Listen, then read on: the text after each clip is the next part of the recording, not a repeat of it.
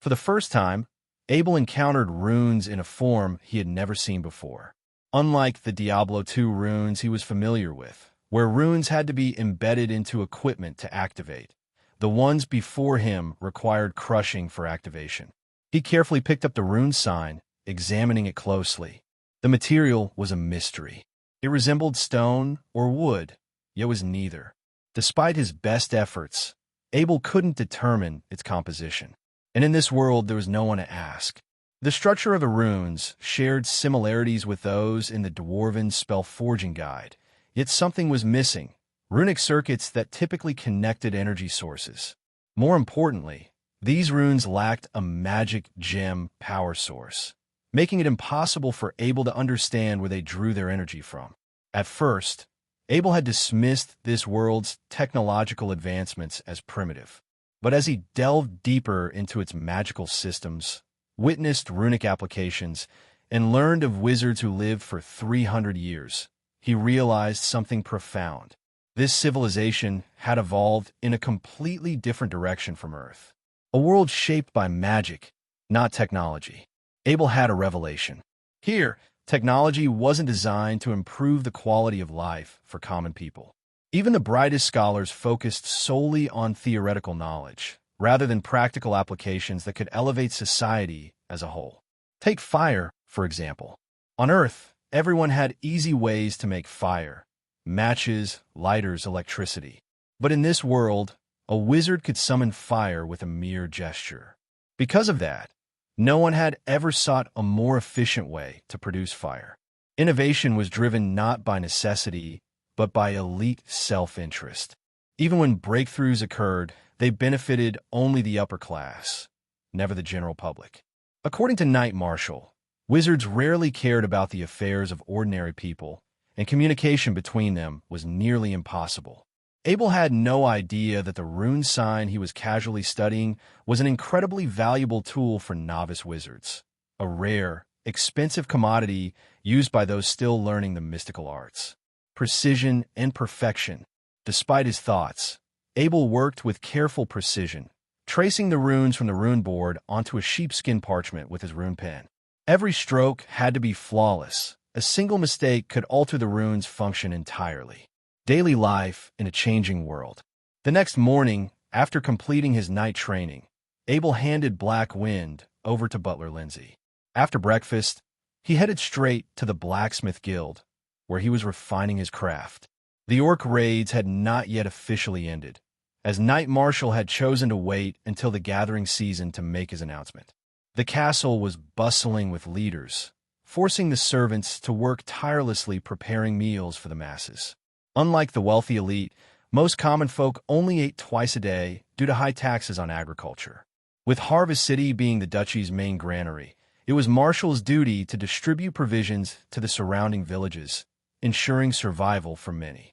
As Abel passed through the public square, people in makeshift tents bowed in respect. He nodded back with a smile. Though his actions were simple, they sparked rumors among the people. Master Abel, the future lord of the castle, is a kind and just leader. The idea that their future ruler was benevolent and approachable spread quickly, filling many with hope. The art of magic ink. Once inside his workshop, Abel retrieved a 100 skills forged sword with a grooved handle, a design meant to hold magical enhancements. According to the Magical Weapon Forging Guide, the base ingredients for crafting the 4 major magical rune inks were identical, with only minor variations. Fire rune ink, infused with fire-type plants. Ice rune ink, mixed with ice element plants. Electric rune ink, contained electric eel blood. Toxic rune ink, enhanced with venomous snake venom. Abel, however, sought to create something new, a rune ink that repelled attacks without relying on elemental affinities. By keeping the core materials but removing the specialized components, he hoped to achieve a more universal effect. Thankfully, Master Bentham's collection of materials was vast. After Abel successfully forged his first magical weapon, Bentham had posted requests to the Mercenary Union, bringing in fresh supplies from across the land. A scientist's approach. This wasn't Abel's first attempt at making rune ink, but this time there was no detailed formula. He could only rely on his past experience and trial and error experimentation. With each adjustment, the balance of the formula shifted. He needed to pinpoint the perfect ratio for success.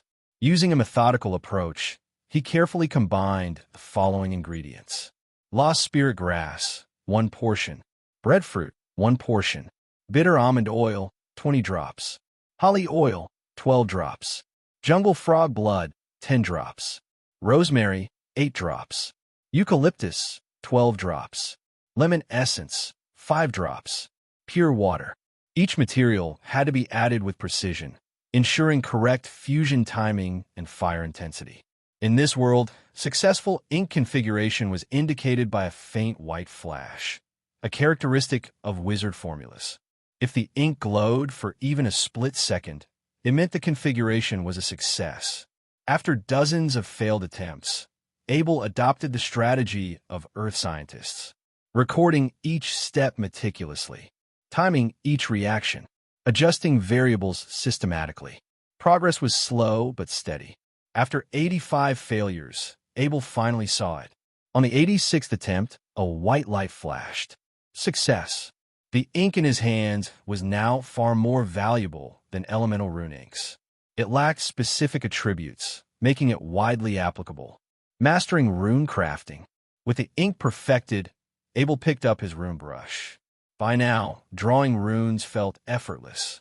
As he channeled his power of will, the sword of 100 skills magnified in his mind's eye, allowing him to trace the runes with absolute precision. He even went a step further, modifying the rune pathways to enhance energy flow. Through months of practice, Abel had unintentionally strengthened his power of will.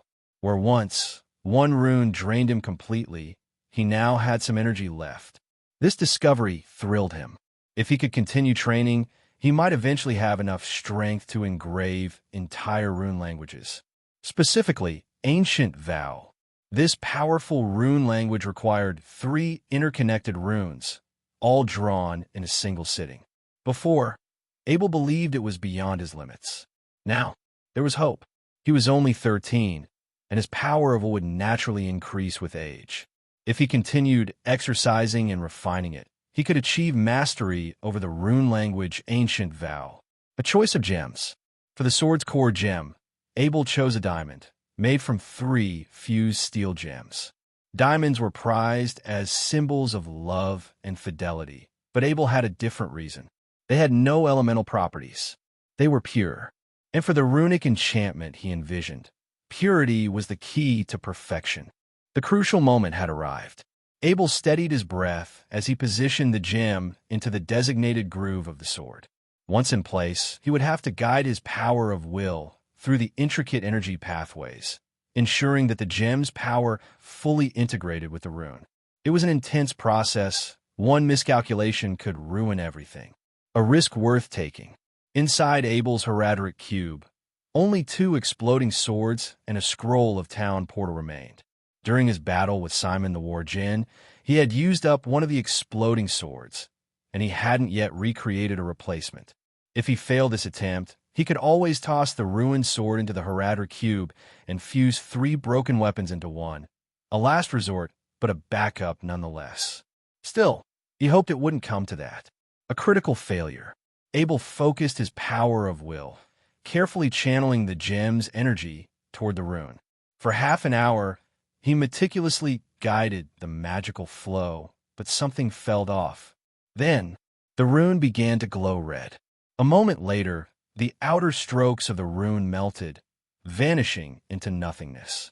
As the rune disintegrated, the power within the gem dissipated, rendering the enchantment useless. Failure. Again. But Abel wasn't discouraged. This wasn't his first failure. What bothered him was that the issue seemed to be with the rune ink itself. Yet, that didn't make sense. He had personally crafted this ink, ensuring that it had the distinct white shimmer that signified a successful formula. Was the rune ink too weak? Or was the gem simply too powerful? Abel pondered deeply. He had already used the finest materials available. Improving the ink any further wasn't an option. The missing formula.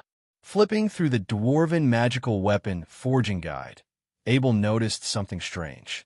The guide contained rune drawing instructions and ink formulas for every elemental attribute: fire, ice, lightning, and toxic. But there was nothing for attribute-less runes. Why? It should have been the easiest type of rune to make. And then it hit him. Even the dwarves couldn't craft attribute-less rune ink. The reason? The materials needed to make it were too rare, often only available through wizard suppliers. This was why dwarves never included it in their guide. They didn't have access to the necessary components. Regular rune inks derived their power from a single magical attribute. But attribute-less runes? They required multiple sources of energy, a fusion of all existing elements. This made them far more potent than any single element rune, but also infinitely harder to stabilize. That was why Abel's rune strokes had melted. The regular ink simply couldn't withstand the raw energy. A new approach. Abel retrieved the rune sign from his chest pocket. It was said to evoke the power of an attribute-less rune, proof that such runes could be used. But what kind of ink had been used to create it? And more importantly, what was its energy source? A thought sparked in Abel's mind. If regular potions could be combined to make higher-tier potions, could he do the same with rune ink? Clearing space for innovation. A burning passion ignited within him. The two exploding swords inside his Horadric Cube? Useless. They took up space, preventing him from creating new things. Without hesitation, Abel dug a deep hole outside the castle and tossed them in. Bang! The ground shook as the swords detonated, a rather dramatic farewell to his old experiments. Returning to his workshop, Abel carefully stored his scroll of town portal in a metal box, his most valuable possession outside of the Horadric Cube. If he wasn't actively using the cube's combining function, he always kept the scroll stored safely inside it. The birth of intermediate rune ink. With renewed focus, Abel crafted 3 separate bottles of attribute-less rune ink using the original formula. Then he placed them inside the Horadric Cube and activated its combination feature. A flash of white light erupted, and when it cleared, a new bottle of rune ink sat in the top left corner of the cube. Success. Abel grinned. This opened endless possibilities, but he had no idea just how valuable this ink truly was. If the dwarves learned that he had successfully synthesized intermediate rune ink, they would offer him countless rare gems in exchange. But Abel didn't care about that. For him, this was about pushing the limits of forging magic weapons. He transferred the ink into a dark crystal bottle, noticing that it shimmered with blue sparkles, a sign of higher-tier magic. He recognized it immediately. This was intermediate rune ink. Up until now, Abel had only ever used basic-level ink. But this was something entirely different. The magic sword awakens. Abel retrieved a nearly completed sword of 100 skills and immediately began engraving the rune. This time, the process flowed effortlessly. With his previous experience, he drew the strokes faster, his movements precise and confident. However, using intermediate rune ink required far more power of will than before. By the time he completed the rune, his knees nearly buckled from exhaustion, a sensation reminiscent of the first time he ever engraved a rune. After resting briefly, Abel gathered his strength and proceeded to the final step. He inserted a gem into the sword handle. Then, using his power of will, he guided the energy from the gem into the rune. The energy rushed forward. Too fast, like a runaway carriage. It surged toward Abel's power of will, nearly overwhelming him. React now. Abel barely managed to match the speed, adjusting his control just in time. After 10 tense minutes, the process was complete. And then, the magic sword began to glow, a weapon unlike any other. The sword shimmered with blue sparkles, but not the icy glow of an ice-imbued blade. It was the same blue as the intermediate rune ink. The energy danced within the rune strokes before gradually fading, leaving behind a completed magical weapon. Abel held the sword in his hands, staring at it with awe. These blue sparkles. Does this mean this sword is of higher rank than all my previous ones? There was no one to answer his question. Abel was the only one conducting such experiments and research. To test its capabilities, he swung the sword, sliced firewood, and checked its handling. It felt the same as any other blade. Yet he knew this was something special. With the scroll of town portal safely stored back in his Horadric Cube, Abel left his workshop.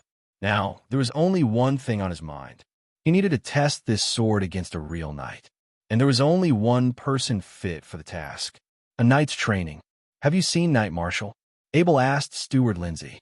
"Young master, he is in the training room," Lindsay replied. Abel nodded in thanks and made his way there. As he approached, the sound of a massive sword cutting through air echoed in the hall. Marshall was practicing his swings. Abel stood at the doorway, watching intently. As he observed, he imagined, what if I were the one standing before him? And for the first time, he felt a thrill not just for forging magic weapons, but for testing them in real combat. Hey, welcome to Firescale Audiobooks. If you enjoy our audiobooks, please consider subscribing to the channel. Also, feel free to share your review in the comments section below. When a Knight of Marshall's strikes reached peak performance, his imposing manner had fully captured Abel's attention. Abel just couldn't take his eyes away from the Knight of Marshall. As he watched the Knight of Marshall drawing a perfectly straight line in the air with his sword, he knew that he had only two options to react to his attacks. He could try a counterattack, or he could take a step back to make a retreat. Abel was reimagining the fight for about 100 times with his power of the will. It didn't matter how many times he had tried. Whatever he thought his moves were, he would always be smashed into pieces within one move. After surrendering for countless times, Abel gave up and focused himself back to reality. As it turned out, there was a major difference in the ways that fights were waged between planet Earth and the world he was in.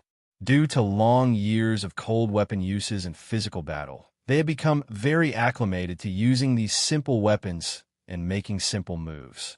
Yet every one of these moves they made was applied with full force. The orcs were the biggest enemy to the humans in this world. It should be very clear by now. If humans didn't apply full strength to their attacks, it would be very hard for them to penetrate the thick skin of their rivaling species. Since the orcs were much faster and more flexible than the humans had to make their attacks as direct and simple as possible. When Abel realized that he had become a rank 5 novice knight, he was still not quite familiar with the ways that different sword-striking techniques were performed.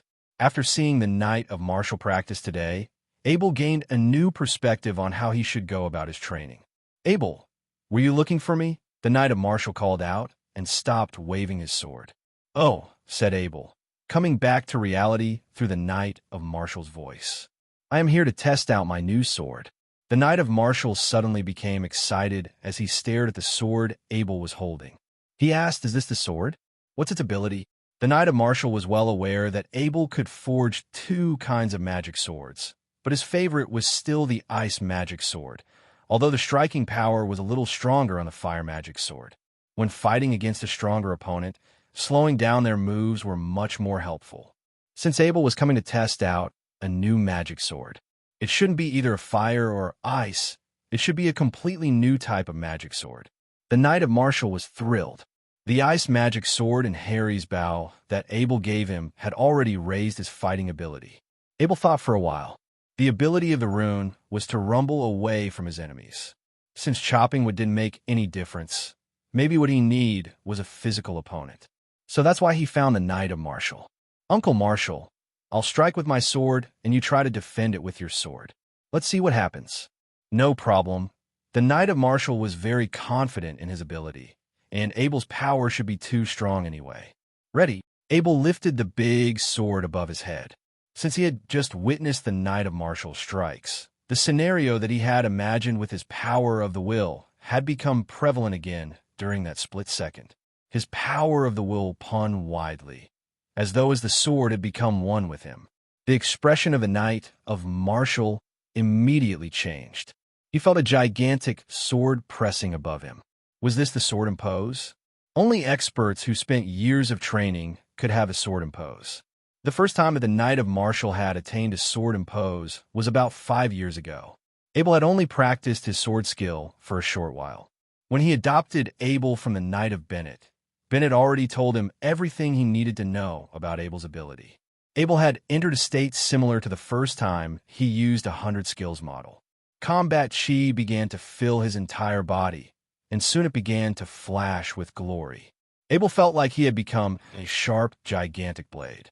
When the energy reached their peak, Abel felt all his combat chi rushed towards the big sword. However, since his rank was still too low, the combat chi could not travel into the big sword. Yet, it still sped up the big sword as he strikes down. It chopped through the air like a piece of sheepskin, making a cracking sound. The Knight of Martial was speechless. As an intermediate knight, he could counteract this strike, but it also required him to use his own combat chi. He knew that once he used his combat chi, he would go all out, and it would be very hard to not hurt Abel. The Knight of Martial jumped back and dodged the strike. After making this empty strike, Abel had used up all his energy. He couldn't even hold his sword, and it fell straight towards the floor. Abel immediately sat down, relentlessly inhaling huge breaths. Novice knights could only use combat chi once at a time. When they used it, it wouldn't damage their core, but they still need a few days of recovery until they could use it again. Abel had just tried to imitate an advanced sword striking stand. It had ignited all the combat chi in his body to explode at once. What happened? Abel asked. He sat on the floor, still feeling dizzy upon waking up from his flash of realization. The Knight of Martial felt so stupid. It was like he was a pig or something. He spent decades. Only until he was in his 30s he learned to do the sword and pose. However, this 13-year-old teenager in front of him learned how to do it just by going through a flash of realization. As a grown man, the Knight of Martial had never experienced a flash of realization before. But this kid, Abel had already experienced it twice. How come the disparity between people was so big? The Knight of Martial suddenly had a change of mind. He was reminded that this kid was actually his successor. Suddenly, he felt kind of happy about that. After all, the Harry family hadn't had a real heir. Did you have another flash of realization? The Knight of Martial said, clutching his teeth. No wonder why I feel so weak. Does it have to be like this every time? Abel said. He felt a bit helpless, as though the flash of realization was troubling him. The Knight of Martial stared coldly at Abel. He cracked his knuckles. He wondered if he should go to Abel to teach him a lesson. It seemed like he didn't even appreciate how gifted he was. Why did you step back? Or did you get knocked back? Abel said surprisingly. He realized the Knight of Martial had changed position. Are you crazy? I stepped back myself. The Knight of Martial replied directly to Abel. He couldn't understand where the surprising tone in Abel's voice could have stemmed from. Abel stood up disappointingly after he regained a bit of energy. His combat chi has been completely drained, only an empty shell left in his meridian. But he was not planning to use his combat chi again anyway. Again, this time I'll just use the force in my body. So just try to defend with your sword, said Abel as he lifted the big sword above his head again. Since his energy had not fully recovered his energy, the movements seemed to be a bit slow. The Knight of Martial got into his defensive position, placing his sword horizontally across his chest. He gave Abel an affirming look, suggesting he was ready. At it novel Benedet. The big sword strikes down. As expected, it traveled slowly through the air. The Knight of Martial felt like he doesn't even need to try to counteract it. He could just remain still. The moment when their swords made contact with each other. It didn't make a loud sound since there wasn't much force in the first place. When the Knight of Martial was about to laugh at Abel for this atrociously weak strike of his, suddenly an unstoppable force expelled from Abel's big sword. This force did not hurt him, but it seemed to hold the weight of a mountain. The Knight of Martial couldn't help but get knocked backward. 1 step, 2 steps, 3 steps. The Knight of Martial got knocked back 10 steps until he came to a halt. The cocky expression in the Knight of Martial's face completely vanished, and it was replaced with a shocked expression. He was 100% certain that this force could not have come from Abel since Abel was so weak. This force made the Knight of Martial felt very insignificant. The last time he felt like this way was when he met a commander a long time ago. But still, it was nothing compared to the force he felt this time. Actually, this unknown force was coming from the rune that was marked on the sword.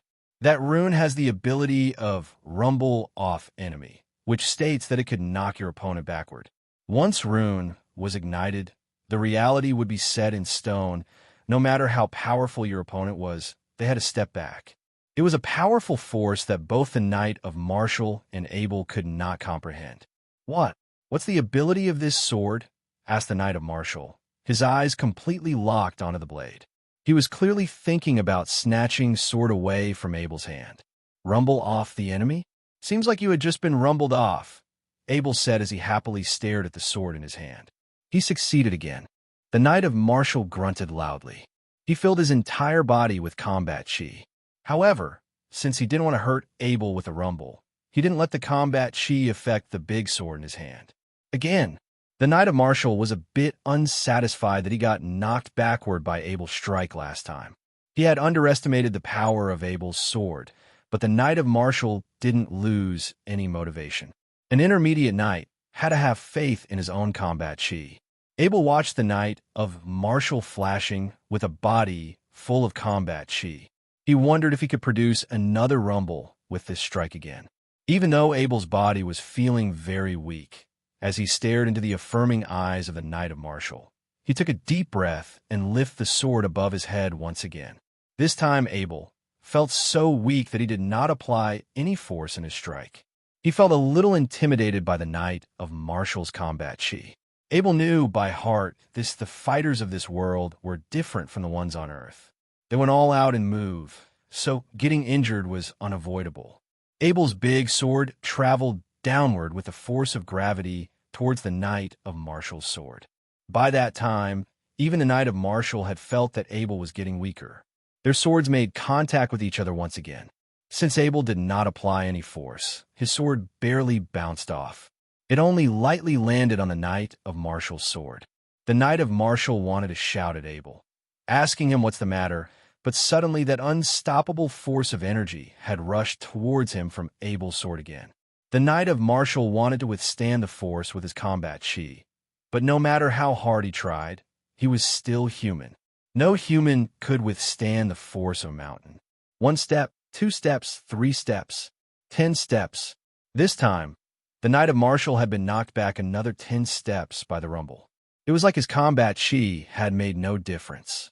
How could this be possible? Abel didn't even apply any force to his strike. It's like the Knight of Martial was destined to be knocked back.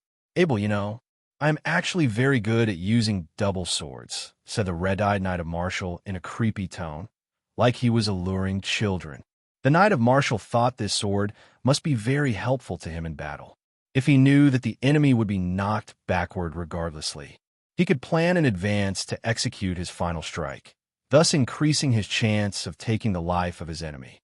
In another scenario, if the Knight of Martial had encountered a very powerful opponent, if he could just knock them back 10 steps, he would be much more likely to escape. This magical sword could be the lifesaver of a knight. Even if he didn't use it normally, he would carry it around just in case if he needed to escape or kill someone. The weight of a big sword was nothing to an intermediate knight anyway. Uncle Martial, before Abel had even finished his sentence, he decided to just throw the sword directly towards the Knight of Martial. The rune on this sword was provided by the Knight of Martial anyway. Since the knight has helped Abel so much, a magic sword wasn't really a big deal. Abel then proceeded to speak. The rune on this magic sword was made according to the one on the rune sign you gave me a few days ago.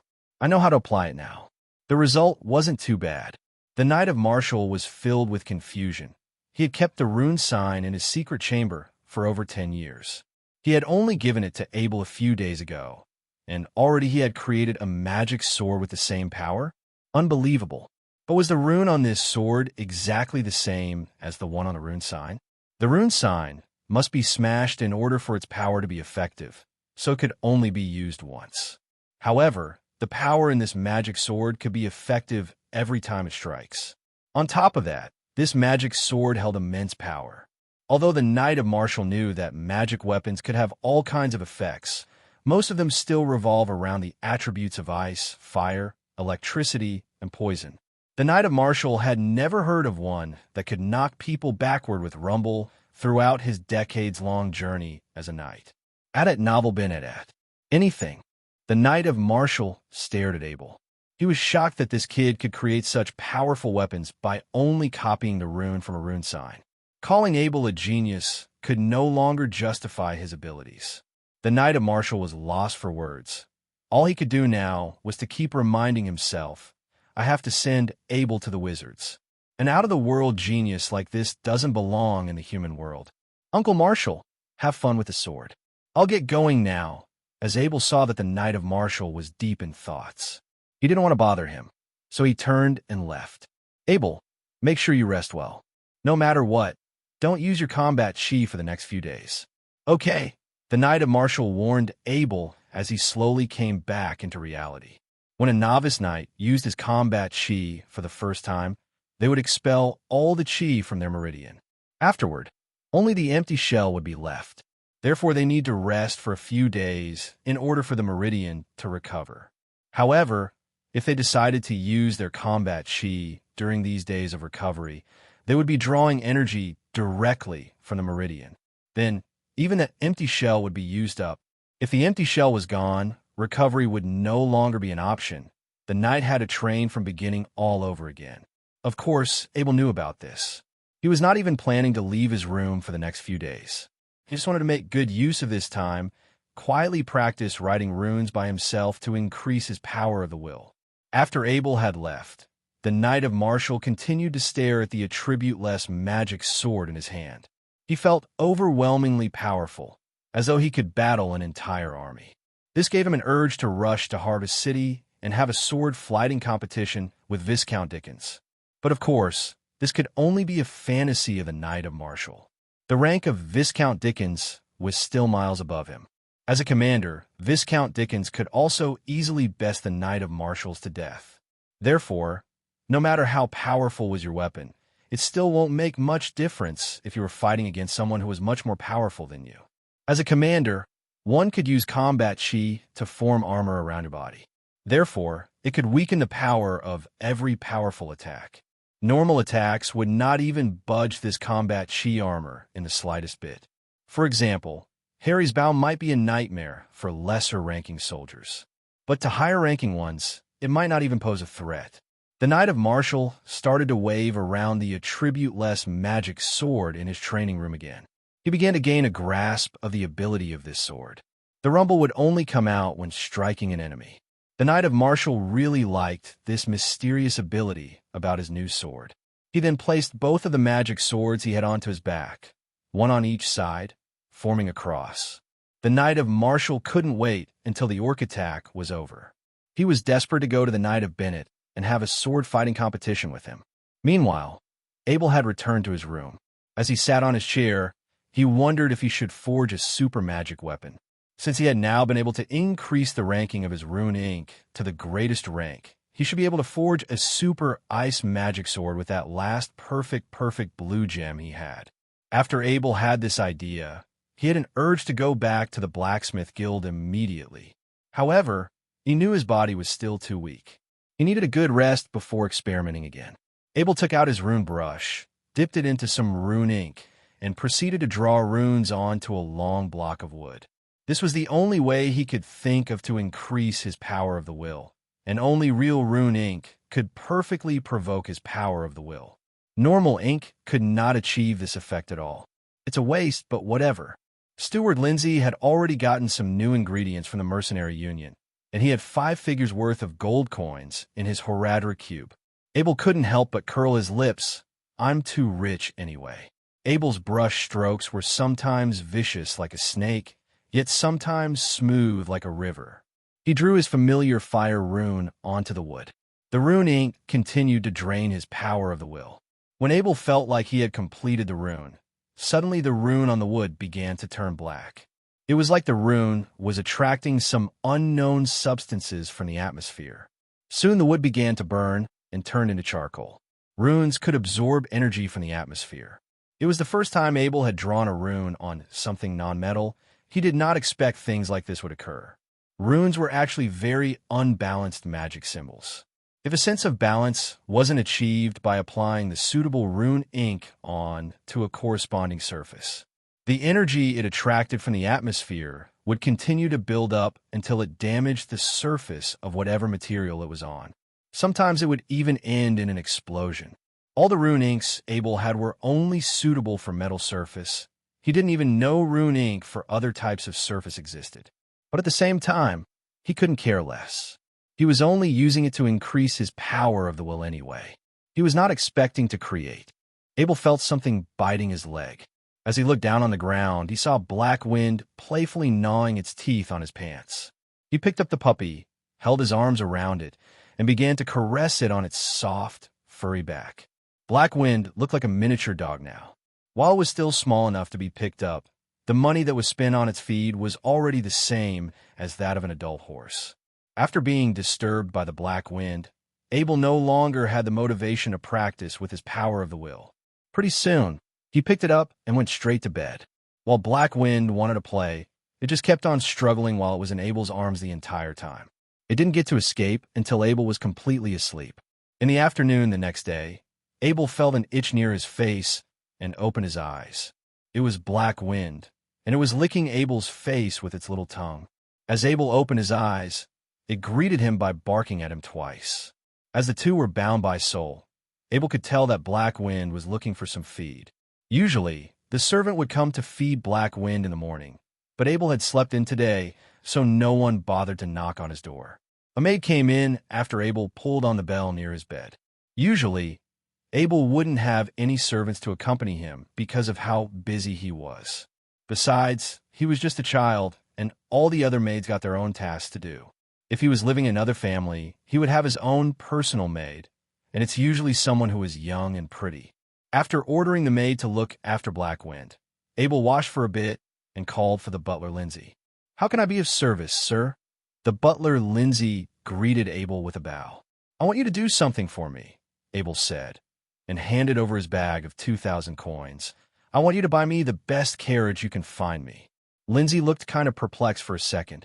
The castle was not in a shortage of carriages. One of the two carriages was reserved for the Knight of Martial, and the other one was a spare. "If you need a carriage, we do have one available right now," he said. Abel explained, "Oh no, this is for a project I'm working on. I need to get my hands on a luxury carriage as soon as possible. I need to get it done in 10 days, if you know what I mean." "Adet novel been at 10 days? Oh, okay. Yes, sir. I'll have someone prepared." Lindsay smiled as he had understood what Abel meant. "Yes, I will arrange for someone to buy it, and it will be quietly delivered to your workshop." "Thank you, Lindsay." Abel thanked Lindsay as he left to prepare for the Knight of Martial's birthday present. After the housekeeper had left, Abel stretched his waist and punched the air a few times. He was pretty much recovered by this point. As long as he didn't use any combat chi, his body would mostly be in good shape. With the amount of stamina he had, he decided that he was going to test an idea he had before. He was thinking about forging a super ice magic sword. Abel came to the blacksmith shop inside the hairy castle. After greeting everyone, Master Bentham included, he went inside his personal workshop and started drawing his blueprint. The door to the workshop was closed. Ever since Abel became a master blacksmith, no one was to enter this place without his consent. Yes, not even Master Bentham. Abel was a figure of respect now. While everyone would distance themselves from interfering with his work, they wanted to receive his guidance in their craftsmanship. Master Bentham actually wanted to have a talk with Abel today. When he saw the Knight of Martial carrying 2 new swords on his back this morning, he knew Abel had just made some more masterpieces. Knowing the Knight of Martial, if he was willing to carry 2 large swords on his back, the quality of the swords themselves must be high enough for him to use them to make fun of others. Master Bentham had a lot of questions, but when he saw how stressed Abel was when he greeted him, he decided to let his former student focus on his work. For what it looked like, Abel was at the peak of his craftsmanship. As the rumors had it, whenever someone becomes a master blacksmith, there would be an outbreak of high-quality weapons for a period of time. This phenomenon was commonly known as the outburst after accumulation phase, with better and newer technologies coming out at once simultaneously. The outburst after accumulation phase was probably what Abel was having. That's what Master Bentham thought, at least. As it was a one-time glory thing, he didn't want to ruin the young blacksmith in the midst of his prime, despite the fact that Abel was only 13 years old. Right now, Abel was making a lot less of the pure swords of 100 skills. The magic bases he used to make them were rough and were mostly half-finished products with grooves inside of them. He didn't bother to draw any runes for them, either. Abel took out 3 ice rune inks and placed them inside the Horadric Cube. The resulting product was 1 intermediate ice rune ink, one which was glowing with a blue arc of light. After making his magic sword base, Abel dipped his rune pen in the ice rune ink. Luckily for him, he finished drawing the rune right before he ran out of his power of the will. Things were pretty easy after that. After resting himself for a bit, he was pretty much recovered. Abel examined his power of the will for a bit. Apparently, there was a very subtle increase in his total capacity of the power of the will. If it wasn't for how much he had exercised his abilities, Abel wouldn't have been so sensitive to such a change. After making sure that no one was around, Abel took out his perfect blue gem and inserted it into his card slot. He then stabilized it with some tools that he had. While doing this, he was very careful not to put too much force into the gem. With his power of the will completely recovered, Abel read into the rune so that blue gem's energy path was identical to that of a perfect piece. As he had his fair share of gem forging, he knew that he had to be very careful when he was doing this. The more energy there was inside, the faster the energy would travel inside the gem. One bad move, and everything would fall apart. As the gem was close to becoming a complete piece, a blue ray of light began to flash out of its inside. A chilling power rushed towards Abel's conscience. While there was a bit of distance between Abel and it, he could already feel his life being threatened. Forget about making direct contact. Abel wasn't going to let his power of the will touch the thing. Instead, he was just going to let it chase after him as the rune was being activated.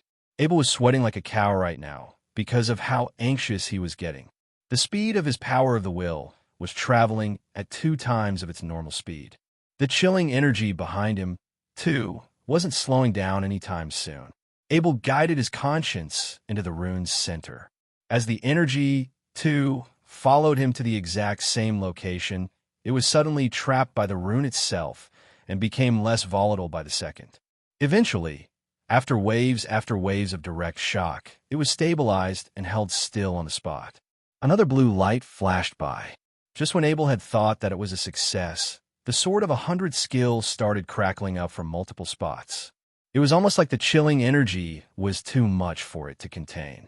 As he heard the sound of the sword crackling up, Abel threw the ice magic sword into his Horadric Cube right away.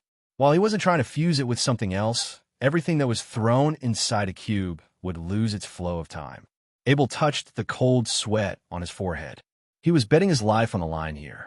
If a normal gem would knock him unconscious when he was making the explosion sword, imagine the amount of damage a perfect blue gem, made from 9 of its original copy, was capable of. What kind of shield could block dynamite? What about a wall? The more that Abel had thought about it, the less he thought his chance of survival was if he just let the sword break apart. For crying out loud, it is a sword of 100 skills. It was made by the most resistant materials Abel knew of, but was not strong enough to without the impact of a perfect blue gem. Speaking of which, should Abel just let the sword stay inside the cube? If he decided to take it out, he would have 3 seconds to guard his body with something. 3 seconds wasn't short, but it wasn't that long either. Abel had thought about digging a giant hole before, but he didn't think it was going to work this time. If the explosion was too strong, even the flying soil and rocks could break his face within seconds. Abel acted as if he was drifting off as he came out from the blacksmith guild. As soon as he got out, he sprinted directly towards the Knight of Martial's study room. This was because he wanted to take a look at the map to check to see where he could safely dispose of that super exploding big sword that was inside the Horadric Cube. For normal exploding swords, even steel of 100 skills couldn't resist its power. Who could have imagined the power of this super exploding big sword? If he wanted to have mutual destruction, maybe even a group of elite knights would not able to hold off the power of this toy. Abel was wondering that if he threw this super exploding big sword onto a commander, how long would his combat chi armor be able to withstand it? Abel's brain was all gobbled up trying to think of a solution. As he continued searching the map for potential disposal locations, suddenly, he came across a place called the Ansa Valley. The place was perfect. Its distance was around a day's ride from the castle.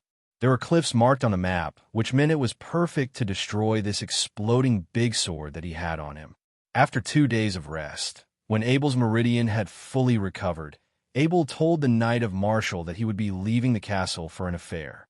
In terms of Abel's safety, the Knight of Martial wasn't particularly worried.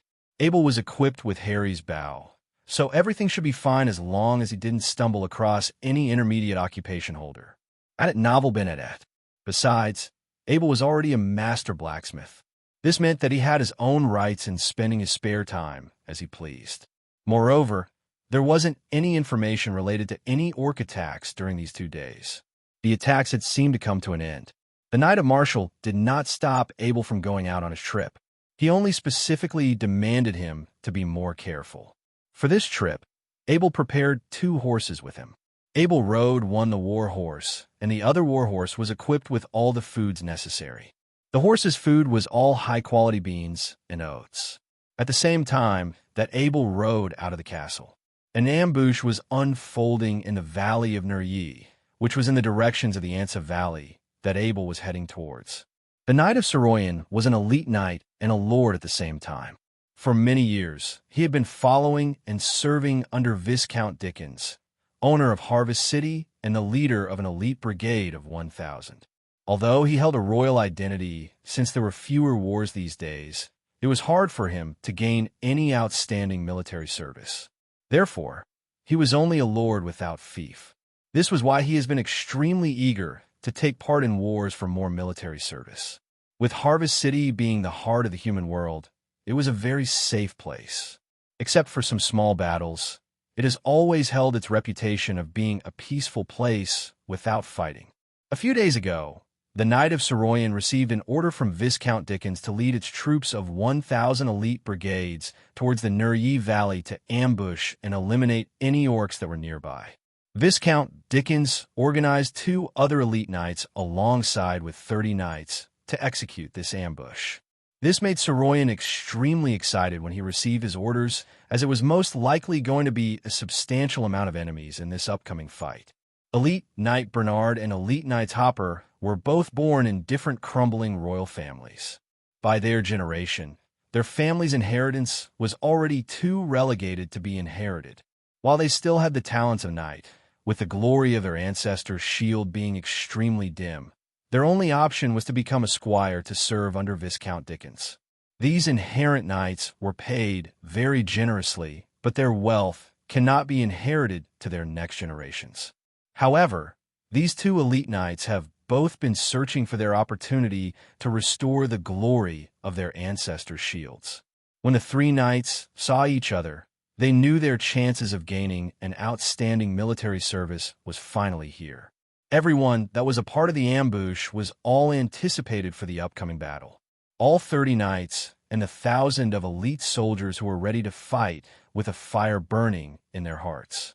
It was now 3 days since the brigade had arrived in the Nuryi Valley. All the scouts had all been sent out to investigate and explore for any potential incoming orcs. Everything had already been set up. Now all they had to do was wait for the orcs to show up. The Knight of Soroyan was sitting on a rock, looking down at the map of Nuryi Valley map. The location was surrounded by mountains on all 3 sides, with 2 of the sides containing an extremely steep hillside. It was very difficult to climb, and also had a large number of thorns as well as the sides being dead ends. Now, all Soroyan's forces had to do was gathered at the top of the last slope of the valley, which had a very gentle and to ambush the orcs when they come. Report. One of the scouts jumped off his horse and promptly gave a military salute. The Knight of Soroyan turned his head and looked at the sweaty scout. "What did you discover?" he asked.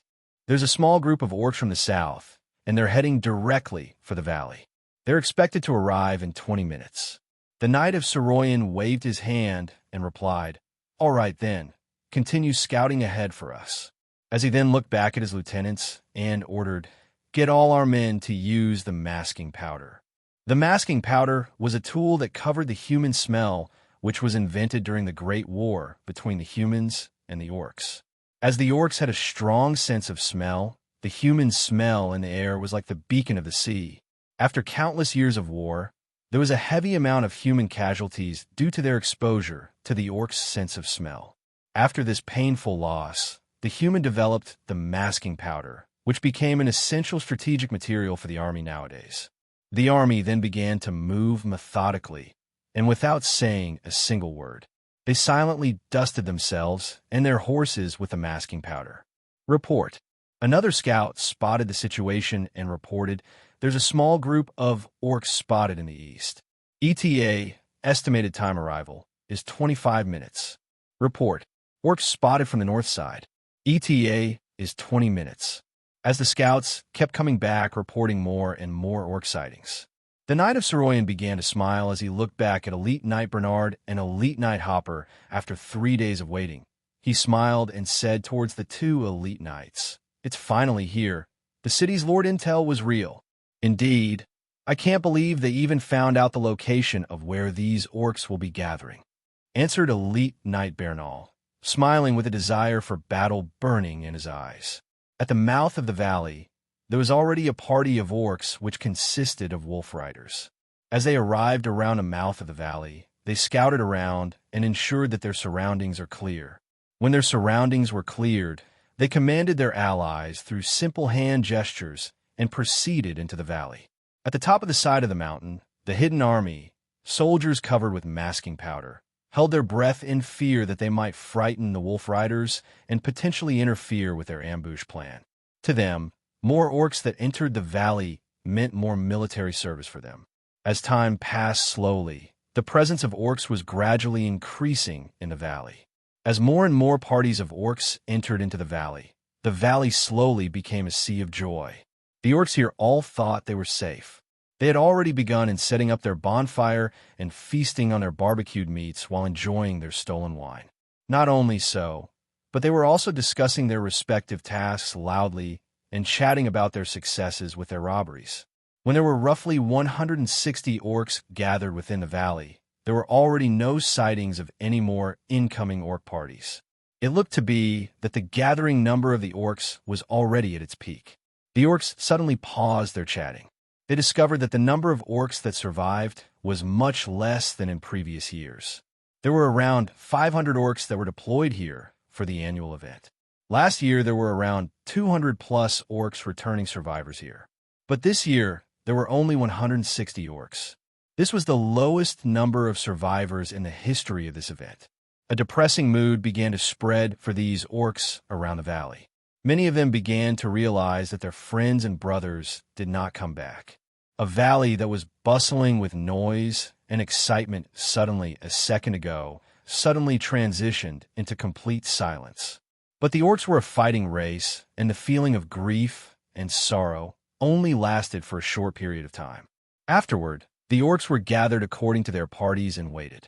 When the appointed time was about to come, there would be a flying beast to take them home. The Knight of Soroyan kept his eyes on the situation in the valley. According to the intel from the city's lord, this was a gathering point for the orcs. Soroyan then turned his head to his lieutenant and said, "Go and notify the team at the mouth of the valley and instruct them to seal off the valley exit." "Yes, sir." As the lieutenant took out a piece of sheepskin, wrote the order, and finally stamped it with the seal of the battalion. He then sealed the envelope with a block of ciphered wax and arranged for the messenger to deliver the order to the team allocated at the mouth of the valley. After messenger had been gone for around 4 minutes, suddenly there was a flock of more than 20 huge birds came flying down from the sky. When the Knight of Soroyan saw the beasts that were flying in the sky, he couldn't help himself but exclaimed in a low voice, "Sky sparrows? Is it how these orcs return back to their home?" Then the Knight of Soroyan turned to his lieutenant and asked, "Is there still time to retrieve back the order we sent out?" His lieutenant then shook his head with a bitter smile and said, "The operation should have started by now. It would be a tremendous glory for them if they were able to bring down even one of these sky sparrows." The Knight of Soroyan then looked at the sky sparrows in the skies with excitement and desire. He never knew that the strategy of the Orc Empire was to use these flying beasts. Even if all the orcs below had escaped, just capturing one of these sky sparrows would have been an outstanding military service. The sky sparrow was a strategic weapon from the Orc Empire, and it stood out for its impressive load capacity. Its wide shoulders had the capacity of carrying more than 5 heavy orc cavalry at a time. They were considered as the most valuable transportation assets for the Orc Empire. Had it not been for the sky sparrow's cowardice and its tendency to fly around chaotically when frightened, the orcs would have used them as giant flying mounts. Despite that, the sky sparrow played an irreplaceable role in the Orc Empire's army due to its ability to carry a tremendous amount of weight. Besides, its flying range was also superb. These flying mounts were pretty much the same as how war horses were to humans. They were also similar to the wolf riders' mount wolves, which were also important assets to engage in warfare. Unlike regular flying beasts, flying mounts could be used in direct combat, which made it all the more desirable for humans. Unfortunately, however, the only flying mount unit that was available to men was the vulture troop in the Duchy of St. Alice. The reproduction of these bird sparrows was extremely difficult. Nowadays, it was very rare to see such huge birds. Any casualties of these birds would be a great loss to the Orc Empire. Meanwhile, the team had begun to seal off the valley. They rolled giant boulders down from 10 meters above. The sound of these giant boulders immediately startled all of the orcs. The joy of seeing the sky sparrow was suddenly interrupted. Then a small part of the orcs began to rush out to the mouth of the valley. A large amount of wood that was poured with oil were also rolled down, followed by the boulders. When the orcs reached the mouth of the valley, a rocket set all of the wood on the fire, which completely sealed the mouth of the valley. The sparrows immediately paused its downward flight path towards the valley as it saw the situation on the ground. Luckily, the orcs were quite far away from the mouth of the valley. If they were nearer, what would have happened to the sparrows? Would they be frightened? As the driver of these large birds tried to calm them down. Had it novel been at? Among the confused orcs, there was a party of 10 wolf riders that had a different reaction from the crowd. One of them stood in the middle wearing black Siamese armor, and the other 9 in full leather armor. "Lord, something's not right. I think we've been ambushed by humans," said a wolf rider with a grim look on its face. "Take my token and make everyone listen to my orders," said the Lord calmly.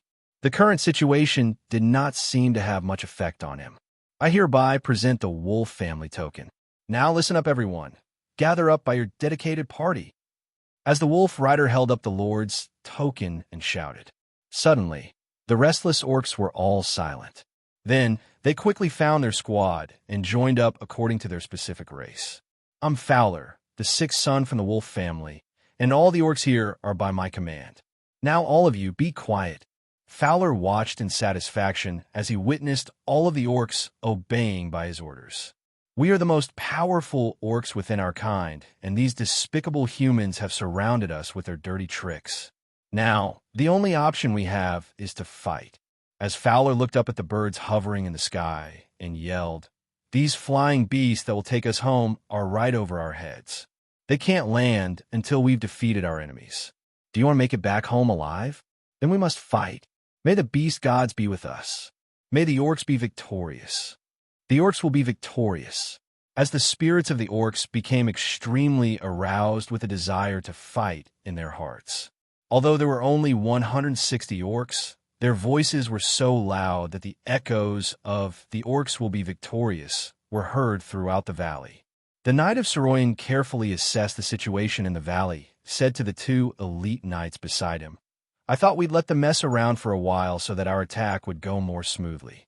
But who knew they had calmed down so quickly? I thought they were experienced orcs in the battlefield." Knight Bernal touched the handle of his sword, and his face was brimming with a thirst to fight. "Can we attack them now, my lord?" The Knight of Sarion then nodded to his lieutenant, who stepped forward and began to shout, "Shield Brigade, go forward. Gunmen follow the Shield Brigade, and archers prepare to strike." As Bernal announced the orders, the 800 soldiers that were stationed in the valley quickly began to form a battle formation. 150 shield hands who were all equipped with tall shields firmly pressed their shields onto the ground and held them with their arms. They were positioned in the front and were considered as the front line of defense. Behind the shield hands were 200 rifle brigades. These soldiers were equipped with a 5 meters long rifle. Their rifle contained a sharp, slender gun point that was crafted from fine iron that could have easily pierced through any light armor. The rifle brigades carried a gun on one hand and had the tip facing outwards with the tail of the gun resting on the ground with their feet. When you first see the brigade in the front line, all it looked like was a turtle who had grown spikes. However, the main attack in this formation was the archers, who used a longbow, which was a simple and practical weapon for all purposes. By this time, the orcs had already organized themselves into a charging formation of 160, which were all level 6 and above. At the front line were the thick-skinned bear men who rode on their gigantic bear, starting with the rough-skinned bear men on the bear. Then there was the Tauren who rode on their raging inferno, and there were the wolf riders, who surrounded Fowler to keep him safe.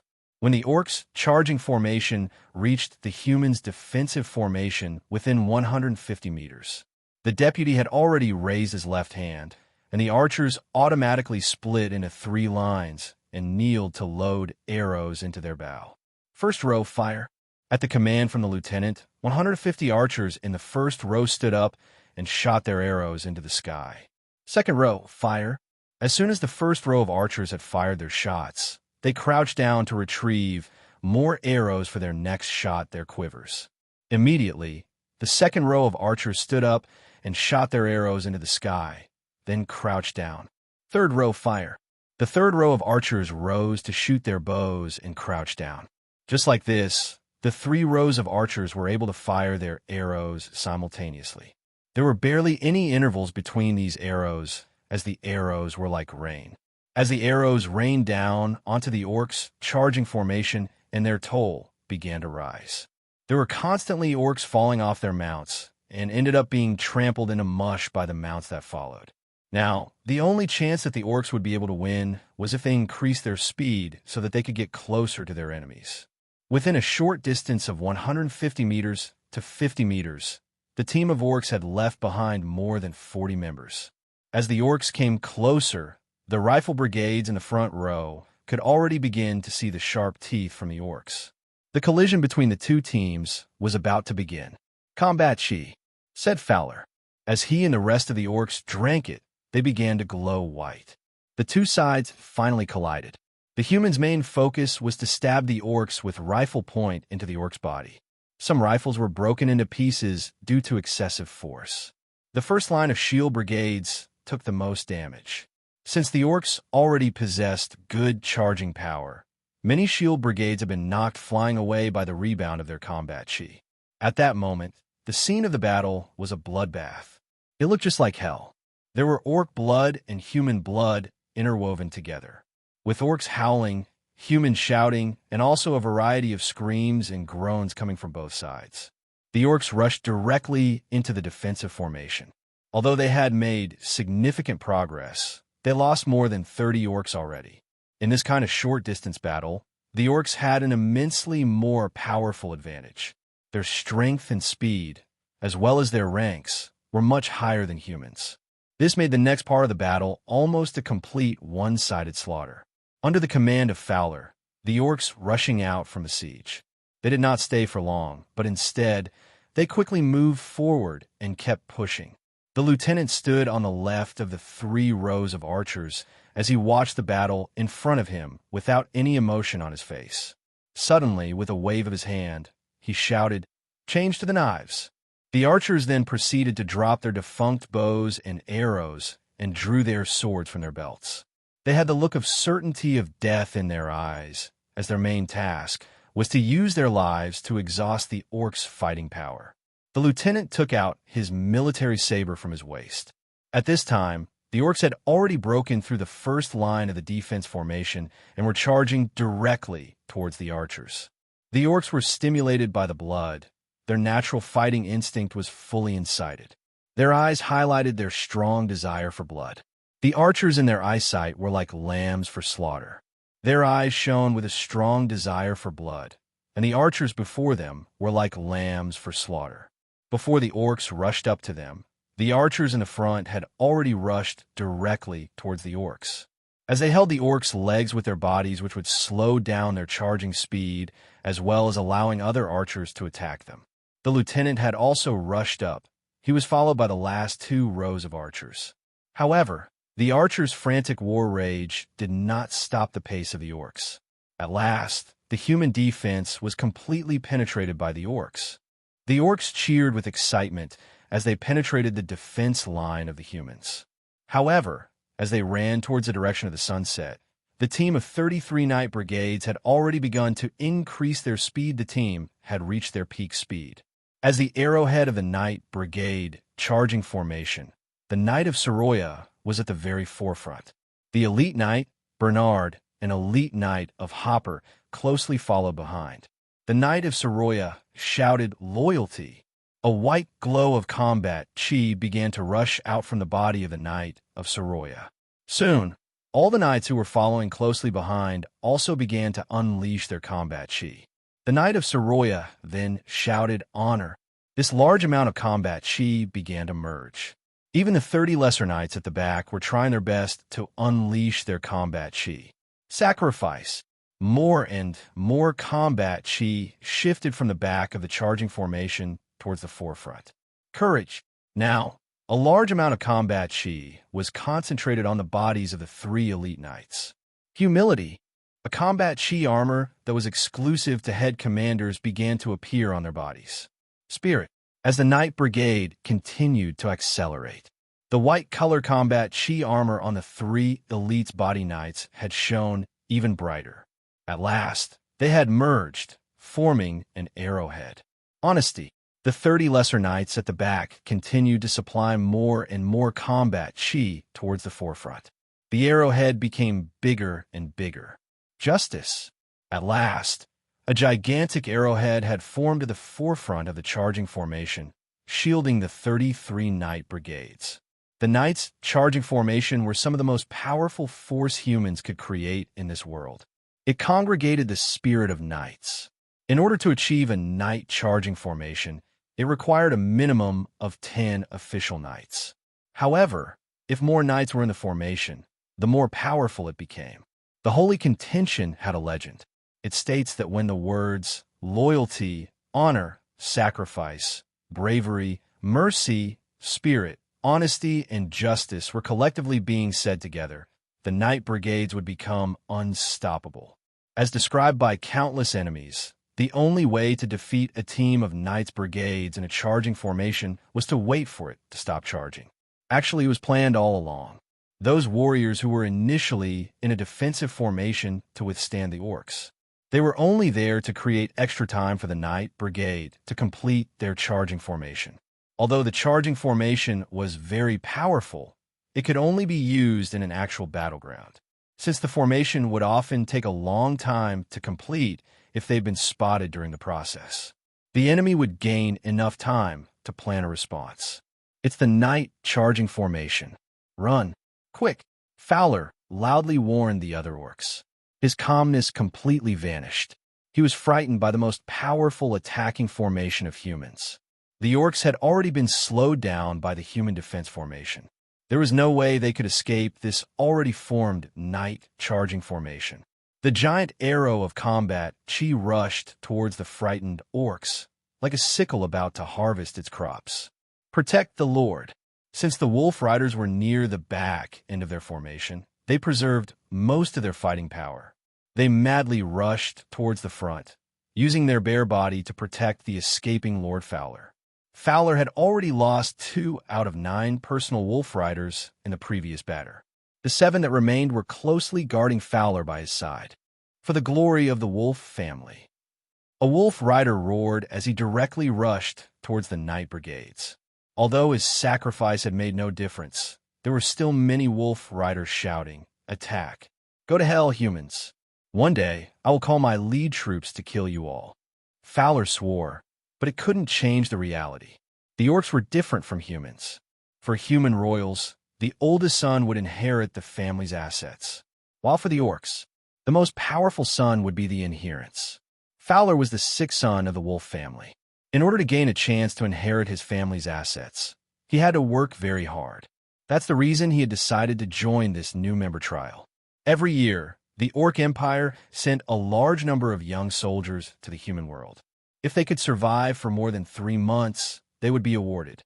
The main reason was that the orcs were too good at reproducing, and the Orc Empire doesn't have enough resources to meet up the demands, especially for these orc soldiers. Therefore, not only could the Orc Empire gain more resources by sending these troops to steal, but they could also minimize their population. That's why the Trial of Death was created. Of course, it had a better-sounding name, the New Member Trial.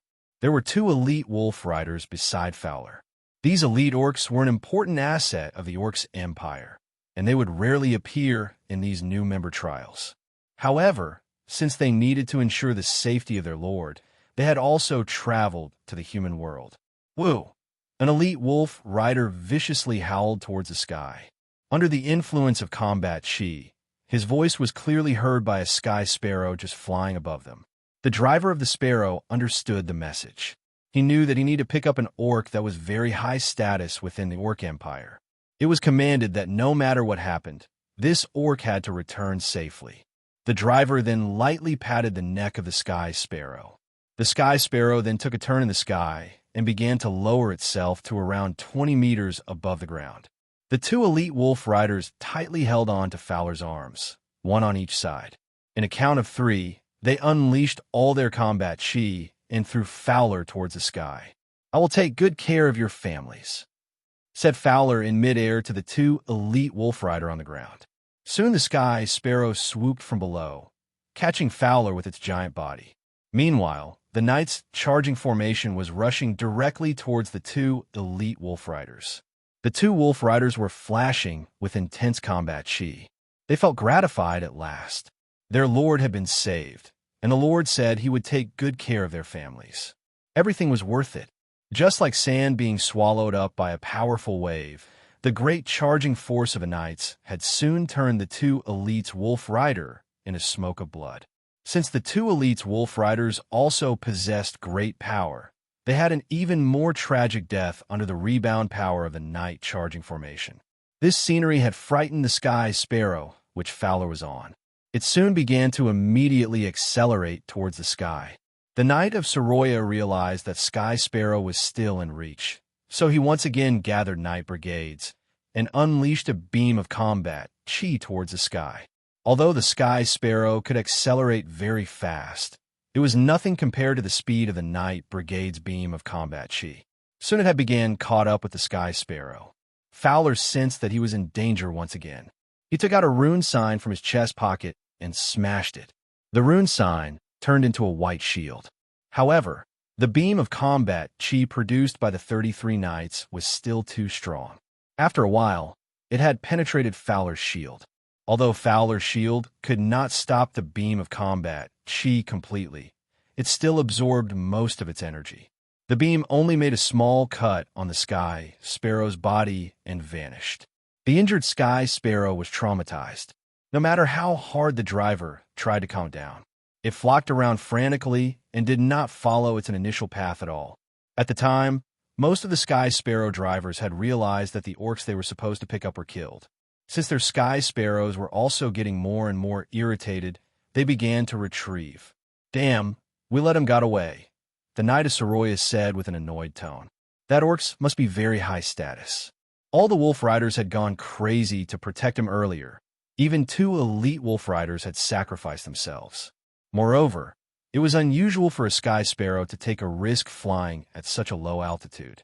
All of these things just add up. That orc must be someone extraordinary. "Let's clean up the mess," said the elite knight of Bernard from the side. We had killed 160 wolf riders with rank 6 and above, 2 of which were even elite wolf riders. The military service we achieved today was already very outstanding. The 200 soldiers who were guiding the mouth of the valley had all been called back to clean up and give first aid to other injured soldiers. Adet novel Benedat, no matter dead or alive. Let's chop off the heads of all the orcs. They represented our outstanding military service. "Master, the result has been calculated." A lieutenant came out with a bandaged arm and said with a heavy tone, "Out of the 1,000 warriors, other than the 200 who were guarding the valley mouth. We have 302 dead, 54 in critical condition, and 5 lightly injured. Report anyway. We'll give a part of the spoils of war to their families, the Knight of Soroyan helplessly said. People die in battles. This fact was unavoidable.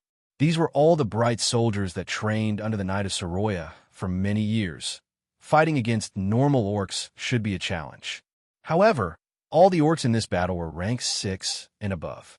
Since all they wanted to do was to penetrate our defense line, the result had to be like this. As Abel was riding on his horse, the vacant horse that was carrying the high-quality horse stock was by his side. Both horses were extremely agile. Instead of admiring the scenery along the journey, Abel carefully observed if there were movements around him. He constantly took a map out from his chest pocket and cautiously compared it to the terrain. When looking at the maps of this world, the first thing you would notice was not the details. Yes, because there weren't many details. Instead, there was a general line that was drawn which highlighted the nearby geographical features of the area. The map Abel had on his hand was already a special map made only for nobles. It was already considered the best map available in this world. There was a list of symbols and their explanations at the bottom of the map, which corresponded with symbols that were placed all over on the map. This river that Abel had just crossed was marked on the map with a symbol that read, "Be careful of the deep water when passing through." When Abel looked back at the river in front of him, it was more like a stream than a river. As he was constantly groaning about the map, he thought to himself that maybe the symbol on the map should change to beware of getting your shoes wet instead. He then looked at the map again. This time, the map marked there was a small hill ahead. As Abel looked up, he saw a small hill. Luckily, it hasn't disappeared yet. The map was finally accurate this time around. This was the first time Abel had traveled this far alone. So he carefully examined the surrounding environments since he didn't want to lose his life through a trivial accident. Suddenly, there was a stirring sound coming from the air. Abel immediately looked up into the sky to see what was going on. To his surprise, a gigantic bird was crashing down towards the small hill ahead. Abel's curiosity was quickly aroused. The bird was bigger than anything he could have ever imagined. He had never seen such a gigantic bird in this life, or even in his past life. It was almost as big as a passenger plane. The Knight of Soroyan set off towards the direction of that small hill.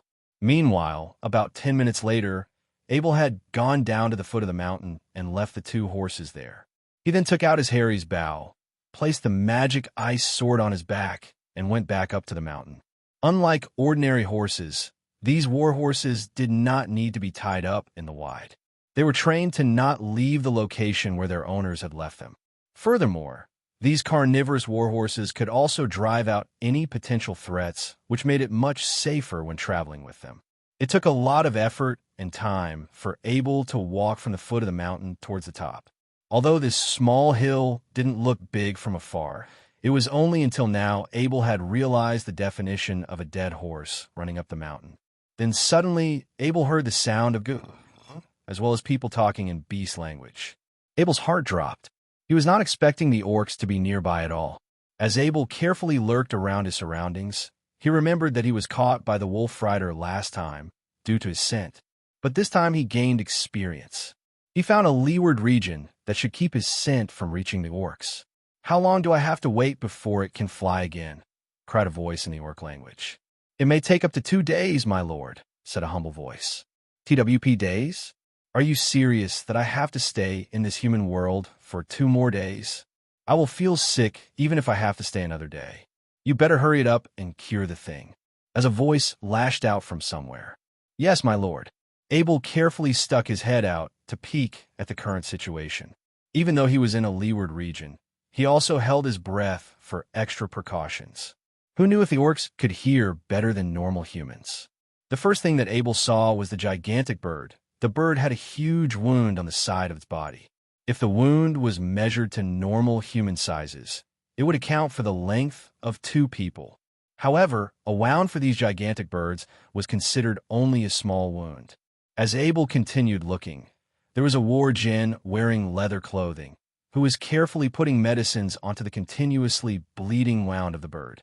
On the edge was a worgen that caught Abel's interest immediately. It was not an ordinary wolf rider. This was the first time that Abel had seen an orc wearing armor. The fact that it was wearing a black armor was all the more peculiar. It didn't have a shiny, smooth surface, which meant it was no ordinary steel, since only unpainted material would have a texture like this. This material was black in default. Abel had never seen such unique material in his life. This special worgen seemed to be extremely irritated, as he constantly urged the other worgen to hurry it up to treat the bird's wounds. "Stay here and take care of the wound. I'm going to find something to eat," said the worgen in black armor. He then headed out towards the other side of the mountain. Abel took a closer look at the worgen who was working on the bird's wound. It looked like it was going to take a while before the bird could fly again. Therefore, he abandoned his original idea of investigating the bird and wandered off to follow the wolf rider in the black armor. The worgen in black armor was Fowler. He had just escaped from the Neryi Valley. Since the bird was injured and extremely tired during its long journey here, it should be able to fly again anytime soon. The only option was to find a hidden spot around for the bird to heal up. Fowler's loss was tremendous. All of his year-long guards and mount wolves had been killed. However, as long as he could return home, all of these things were trivial compared to his family's wealth. Fowler suddenly stopped when he reached the bottom of the mountain. He carefully examined his surroundings. At this moment, Abel thought he was caught, and he immediately hid behind a giant boulder. Abel had suffered a lot of hardships with his attempt in tracking Fowler. On many occasions, he wanted to pull out his bow and one-shot the worgen. However, Abel always had a feeling that it would be very hard to hit its armor. As Abel's power of will increased, he became more confident in himself in taking the shot. Slowly, he poked out his head and saw the wolf rider taking off his armor.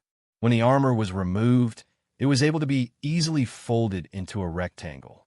Then the rectangle seemed to be fixed after Wolf Rider had pressed the top for a few times. Afterward, the Wolf Rider picked it up and carried it behind him. As Abel placed the arrow back on Harry's bow and pulled backward, saying to himself, "You are just killing yourself. You can't blame me for taking off your own armor." What happened next shocked Abel. The Wolf Rider suddenly took out a necklace from his chest and uttered a spell. Abel had experience with spells. Since he was in a close range with the worgen, his power of the will was able to remember every single word the Wolf Rider had uttered. These kinds of spells were a typical orc-style spell. These spells usually contained a large number of quotes that praised the orc god, mixed with some strange pronunciation. As soon as the worgen finished saying the spell, a soul-crushing force emerged from the sky, followed by a green beam of light. The light began brighter and brighter, soon surrounding the entire body of the worgen. Had it novel been at? By the time the light had dissipated, the Wolf Rider had fully transformed into a human's body when he appeared in front of Abel's eyes. The worgen's unique arched back was gone. Its height had dropped, as well as his facial hair and pointed mouth looking completely like a human. Wow, a treasure! Abel was completely struck by this sight. Whatever that necklace was, it was a high-value treasure.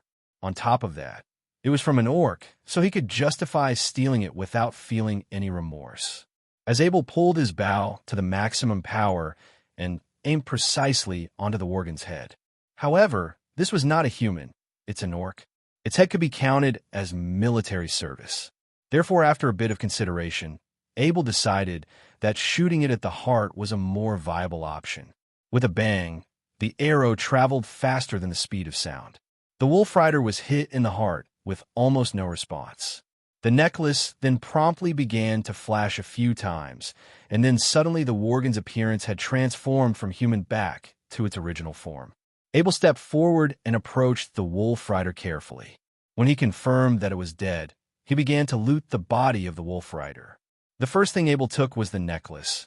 He carefully removed it from the Wolf Rider's neck. The necklace was a circle made of unknown materials. On one side, it was carved with the beast god, and the other side was the human god of war. And the second thing he looted was the set of armor. Abel picked the armor up with his hands. The armor was extremely light. It was only around 5 pounds, which was almost nothing for a knight. Abel lightly poked the armor with his dagger. It did not make a mark at all. He poked it again with more force. Still, it made no difference. After a few more times, Abel gave up. It's better to leave it to a knight with combat chi to test out the defense power of this armor. A novice knight like him was too weak to do anything. Abel was so glad that he believed in his power of will and didn't attack the wolf rider when it was wearing the armor. Luckily, the wolf rider got himself killed by taking off his own armor. Fowler didn't deserve to be killed. All he wanted to do was to sneak inside a human village to get some food. He wasn't looking to harm anyone. Since he didn't want an entire troop of knights running after him, he used a family treasure to turn himself into a human so he could go steal some food. His armor was made exclusively for War Jin, to transform into a human. Fowler had to take it off, and Abel took advantage of what he did. In the end, Abel found a pile of things from the Wolf Rider's arms, including 2 rune signs, which was a surprise for Abel. Other than that, he had also found some jewelry, and finally a familiar orc technique sign. The runes were different on both rune signs. Although Abel was unable to identify which runes it was, he decided to bring it back to the castle first and test it out on a sword. Abel picked up the orc technique sign from the orc again. The structure of this technique sign looked similar to the one he had before. There was an engraving of a goddess of orcs on the top and a star at the bottom. It seemed like this rune sign was also for one-time use only before its power was completely drained. Of course, Abel wouldn't let this opportunity slide. He injected his power of the will into the orc's rune sign.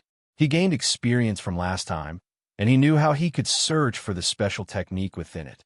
Abel's sight became blurred. He felt like he had become a middle war djinn on a mount wolf holding a long spear. From a message he was delivered, he knew that this rune sign had documented the long spear techniques of the wolf family, an orc royal family. Their long spear techniques were different from the one of the knights. There was a brief spell attached to every move they had. Maybe it was because these were the techniques from a royal family. Anyways, the spell was written in very simplified terms. It did not include any words of admiration towards the orc gods. The middle-aged war djinn struck out his long spear according to the motion of his mount wolf. After a bit of consideration, Abel executed the 11th long spear technique. It corresponded perfectly with the mount wolf.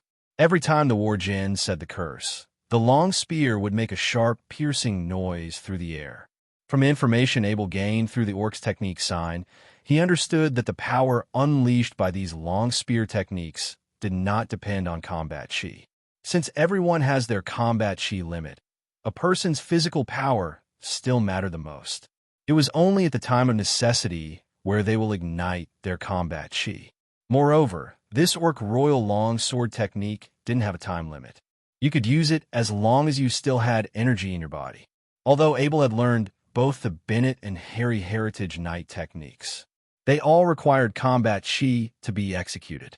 This was the first time Abel had seen a non-combat chi technique. By only saying a spell with a corresponding motion, it could continuously achieve a strike with twice the power. It seemed like Abel was bound with the Wurgens by fate. He had gained 2 technique signs from the orcs, and both times it was a technique from the Wurgens. Abel watched as the orc technique sign vanished into thin air. Although Abel could not grasp the value of this technique, he understood how important they were to the royals in the Orc Empire. Just like all royal families, their techniques were exclusive and should not let other people get a hold of it. There was also a shape-shifting necklace, but Abel did not have time to examine it. There was still another orc he needed to take care of. He put the necklace around his neck and shoved the rest of his things in his pocket. Abel was intrigued by the black armor. Once the buckles were taken off, it could be folded into a rectangle that was easy to be carried around. Such craftsmanship was not something you'd expect from the Orc Empire. Abel raised his big sword as he stared at the war djinn corpse on the ground. Since he arrived in this world, he had killed many Wurgens and seen many dead bodies. However, it was still a bit hard for him to chop off the head of another individual. Although Abel's perspective had changed a lot during the last 2 years, he was still very much attached to the social values of his past life. In this world, chopping the head off your enemy was a sign of power. However, in his old world, it was considered disrespectful. Well, I'm strong enough to carry some extra weight anyways, Abel thought to himself, and eventually decided to pick up the dead war gen on the ground. With its body in his one hand and the black armor in the other, he began to climb his way up to the top of the hill. When Abel reached the top of the hill, he still chose the leeward region. Therefore, he could keep his eyes on the condition of the giant bird from afar. At that time, the sky sparrow was no longer oozing out blood, and its wound has been treated. Due to excessive flying and bleeding, it had already fallen asleep. The war gen was setting up his tent, as he was completely unaware of Abel's presence. As Abel placed the dead body of Fowler and the black armor down carefully, he took out his Harry's bow and shot directly at the Wargen's heart. It did a turn, but not fast enough for it to escape its misfortune.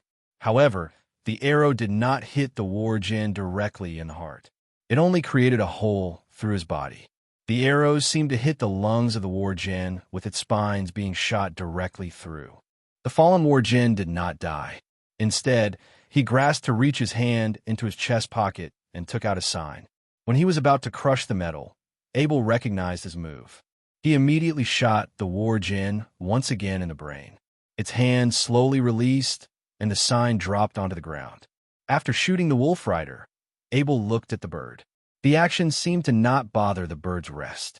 Abel slowly went up to the Wargen. He used his foot to kick it to ensure that it was dead. The vitality of the Wargen was beyond the imagination of Abel. It was shot through the lungs and spine, yet it was still able to take things out from its chest pocket. The metal that was dropped by the rider wolf had 3 orc characters on it. Abel recognized the words which meant Sky Sparrow, with a number 36 underneath it. There were also some rune lines that Abel could not understand. It was stretched out from the diamond and surrounded the entire back of the sign. While Abel wasn't sure how to cast the spell or how it functioned, he was a very curious boy that was eager to learn. Since there wasn't a spell, he could use his power of the will to connect to the metal directly. Normally, these orcs' technique signs required casting some complex spells that corresponded before using it.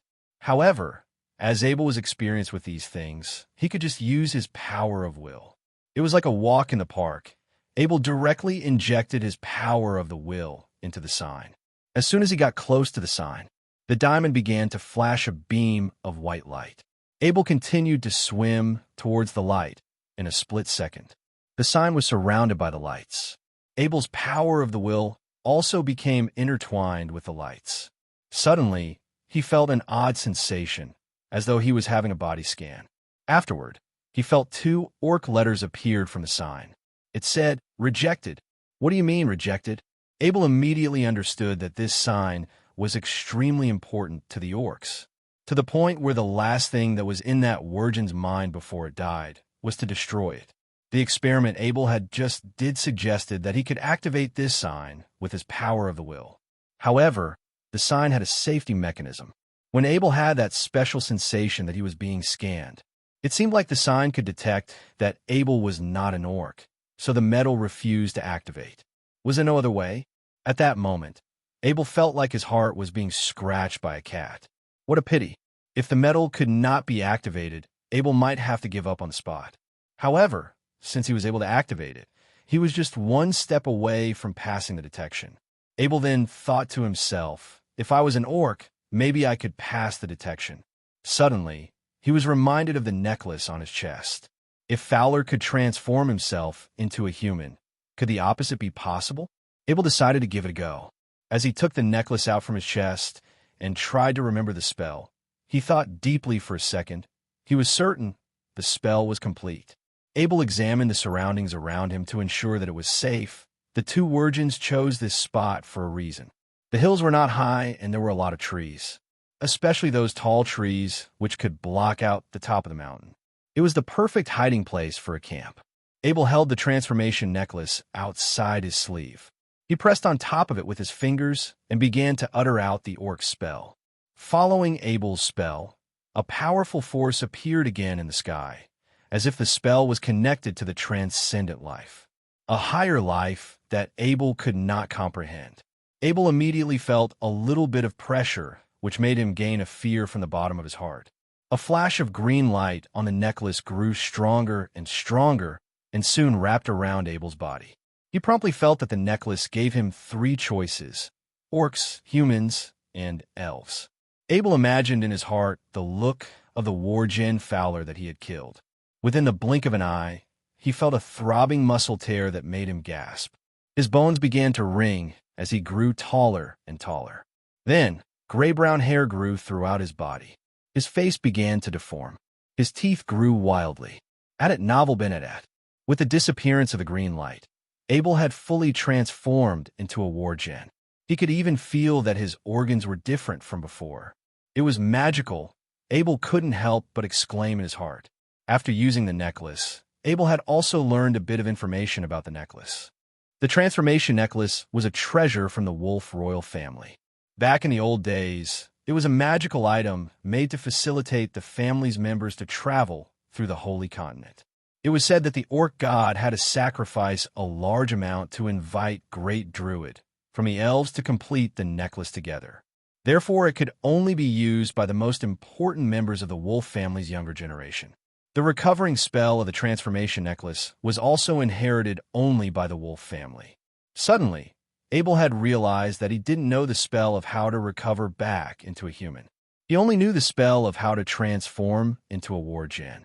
Luckily, these magic items would often contain information about its using instructions within it. Therefore, Abel could find a recovering spell by injecting his power of the will.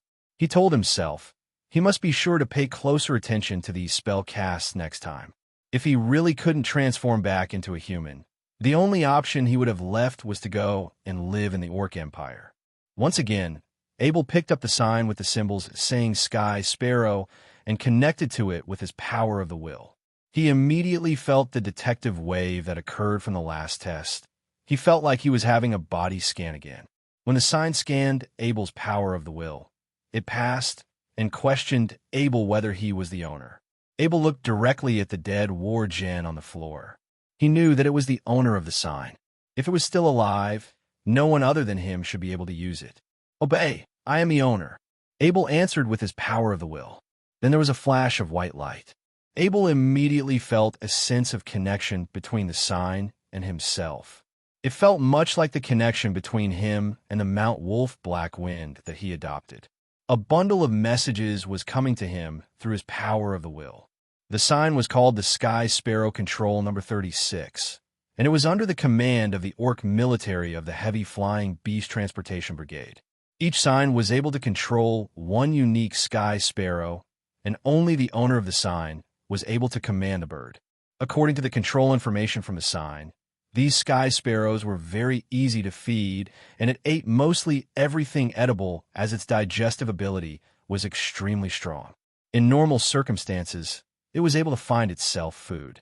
The bird also had no enemies in the skies due to its enormous size and back in the Orc Kingdom. These birds were generally placed in the forest area. Whenever there was a transportation mission, they were directly recalled through this control sign. Abel then carefully inspected the number 36 bird control signs and found diamonds on it. There was a very faint wave of soul. When Abel had connected with the wave of the soul with the power of the will, suddenly, the Sky Sparrow was awakened. When the Sky Sparrow was awakened, it ignored its original owner who was lying dead on the ground.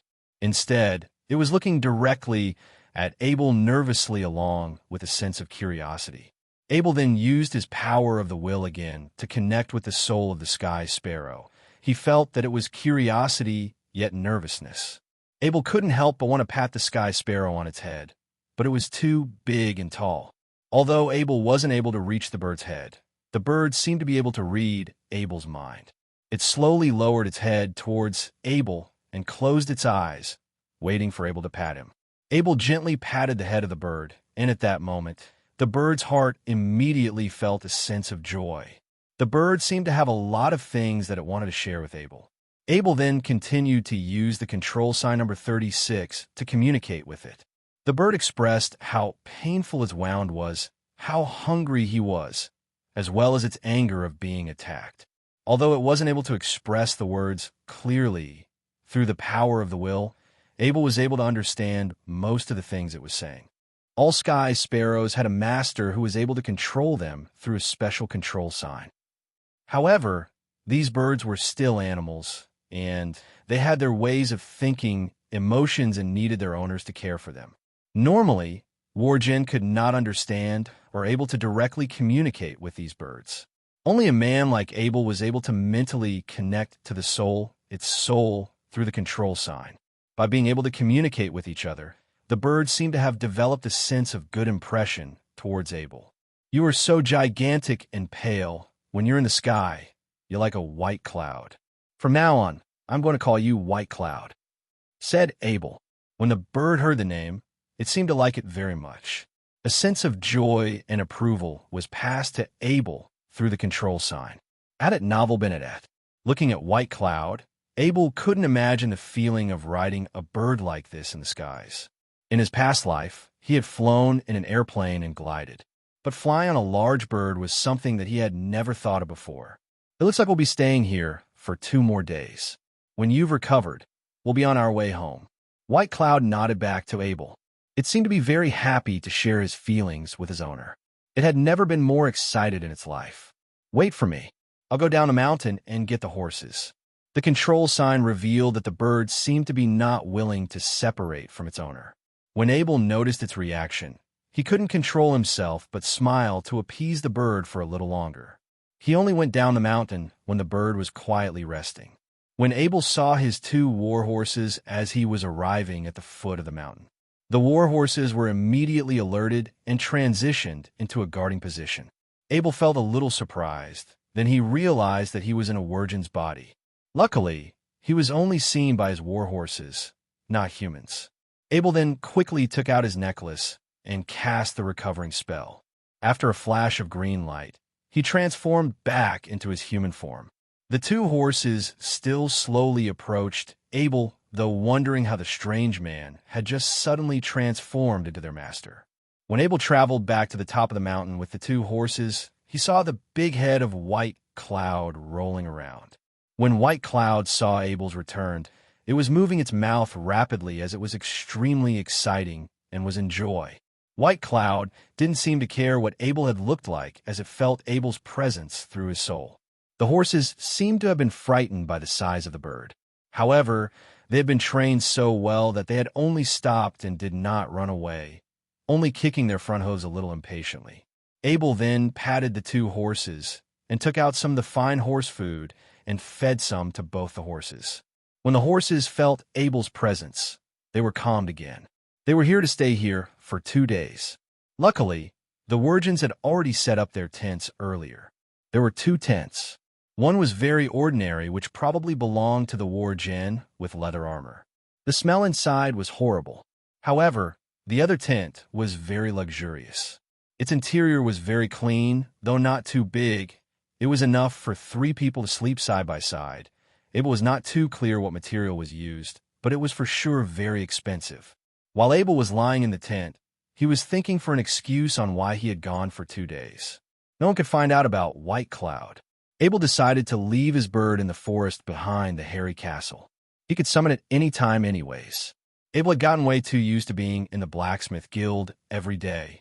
Since he did not bring his rune brush or rune ink on this journey, he was bored out of his mind. Maybe it was time for Abel to be promoted to a beginner knight. He had already been a level 5 novice knight for quite a while. Abel pondered as he stares at the 6 bottles of the Master's Chi condensing option in the Horadric Cube. When he recalled what the Knight of Bennett and the Knight of Marshall said, to be promoted, it required to fill the Chi in the meridian completely. The more Chi you had, the higher the chance you would be promoted. The best way to maximize your chances was to prepare a bottle of greater Chi condensing potions, conditional equipped with a bottle of greatest Chi condensing potion, and drink them together. Being promoted to an official knight was not easy. That's why so many knights were stuck at the novice rank. It was said that the younger the novice knight, the more likely he would be promoted. With the older the novice knights, they were the hardest to get promoted. As Abel touched his beardless chin, was 13 young enough?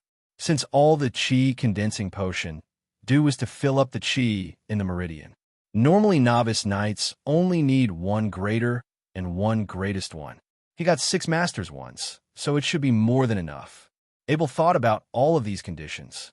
He realized he had met or even exceeded all of them. He then took the level 6 bottle of the Master's Chi condensing potion out from the Horadric Cube. After thinking for a while, Abel took out the control sign and sent a do not disturb to White Cloud. If anything appears, he could just retract the message. Finally, Abel was prepared to level up. With White Cloud being such huge and terrifying creatures, even the largest of beasts would not dare to approach them. Furthermore, it was also a long way from the nearest road. Abel thought he should not be so unlucky that other humans would be here to disturb his leveling up. Abel took a deep breath and thought about the 2 nights' experiences again. Since he wanted his body to gain more and more chi, he decided to drink all of the chi condensing potions. Abel picked up a Master's Chi condensing potion shining in dark gold and drank it without any hesitation. He poured more and more bottles of the Chi condensing potion and emptied it all into his mouth. Altogether, he had drunk around 6 bottles of the potion. When he was finished drinking, he did a large burp. Only someone like Abel could be able to drink something as powerful as these and still be able to do burps.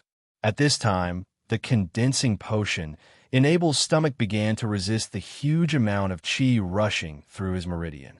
Abel had no choice but began to use the knight's breathing techniques to continuously compress the chi in his meridian. But how was he supposed to keep up his compression speed with a large amount of chi rushing through his meridian? At that moment, Abel felt as if he had transformed into a pressure cooker as his stomach continued to bloat. If it weren't for the strong physical restraint from Abel, his stomach would have exploded right away. At this time, the 5 branches of the meridian in his body began to shrink due to the strong pressure. As a meridian was being continuously compressed with higher and higher density. Then, a large amount of air that was continuously being poured into the meridian made the empty parts of the meridian after compression filled up again. Once again, the pressure began to constrain Abel's body. Abel was now like a balloon, which would burst with the slightest poke of an external force. Feeling in danger, he had been playing with the knight's breathing techniques, and he had no other way but to rely on the knight's breathing technique now. However, the effects of the knight's breathing were already utterly inadequate, as the strong pressure on the internal abdomen was starting to hurt Abel's internal organs with blood beginning to flow out from the corners of Abel's mouth. The bones on Abel's entire body began trembling and were making squeaking and shaking noises. When Abel knew that there was nothing more he could have done, he decided to remain here and wait. No!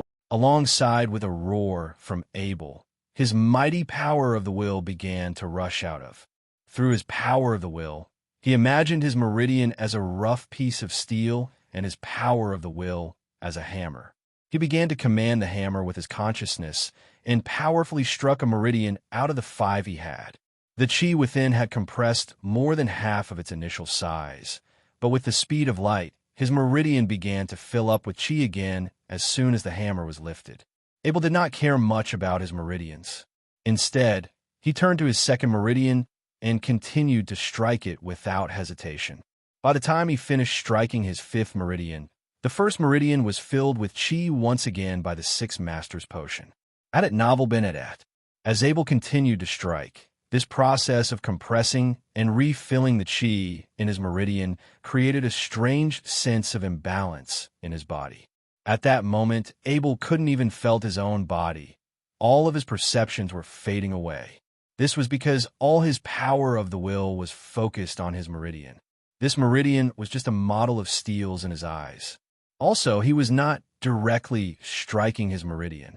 He only struck the area where the chi was located, hoping to force it to the center where his 5 meridians were connected. If there was anyone near Abel right now, they would have realized that he had already entered into a state of realization once again. In this state, people would generally rely on the most direct instinct of their bodies. They had no concerns about the consequences and would not hesitate around anything. It was a fascinating ability passed down by the history of humanity. After each stroke, the compressed part would rebound some strange energy back to Abel's body. This energy was known as increasing energy. When a novice knight became an official knight, their bodies would go through a lot of developments, largely caused by this increasing energy. Not only could this increasing energy develop Abel's body, but it could also increase his power of the will. When Abel continued to strike, he was improving himself in all aspects, which he did not even realize as he was in the midst of this state realization. As the increasing energy continued to rebound with every strike, Abel's power of the will hammer was also becoming stronger, as it was being compressed. No one knew how much chi can be generated through 6 years of practice. However, when Abel was in his state of realization, he guesses maybe he could achieve it in 24 hours if he continued to revive the increasing energy rebound from each strike. So it shouldn't be long. This was the longest that Abel had ever been in an insight before. Now his power of the will was becoming a golden hammer, and the chi inside the meridian was longer being recharged. The effects of his 6 potions were finally over. His meridian had now become a crystal stone that was as big as his fist. As his body was being developed with the energy, his skin was shining with a light gold color.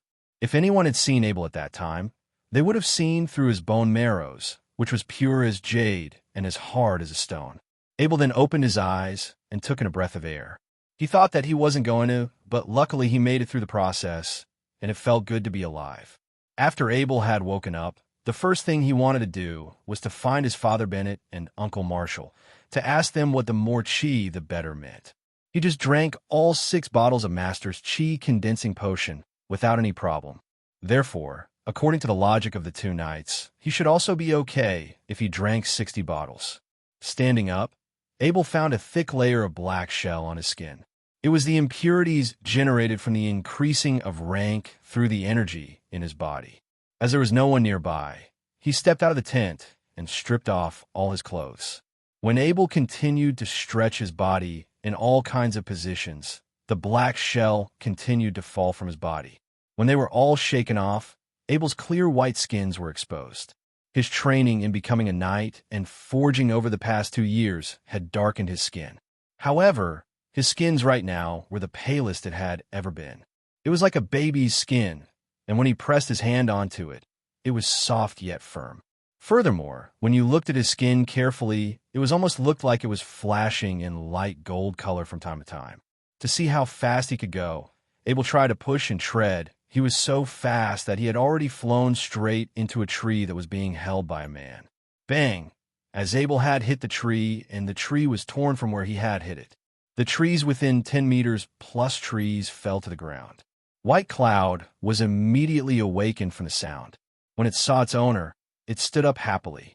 The wound on its body seemed to no longer prevent it from moving. As its head gently approached Abel and wanted him to comfort it with his hands. Abel was extremely amused by the way it looked. It was very funny for such a huge creature to make such an expression. At this time, White Cloud saw the tree on the ground, could not help but brighten eyes. It looked at Abel. Abel couldn't feel the meaning of White Cloud from the control sign. Was it asking if the tree was for it to eat? Abel nodded, crying and laughing, and watched White Cloud happily eat the branches of the whole gigantic tree into his stomach. Not long after, what was a big tree had turned into only the tree trunk. Abel had also realized that his power of the will was many times stronger. It could communicate with White Cloud directly. Although he did not know the specific value of this power, he was certain that it would be no problem to draw 3 runes at the same time. Afterward, Abel continued to carefully move around, trying to get a hold of the drastic changes in his body. The first thing it noticed was that the Harry's bow had become a lot easier to pull. It almost required no effort at all. Secondly, his ice magic sword had also become a lot lighter. Holding it felt like a toothpick. He decided the first mission he had when he got back to the castle was to make a heavier one. A knight should have weapons that suited his power.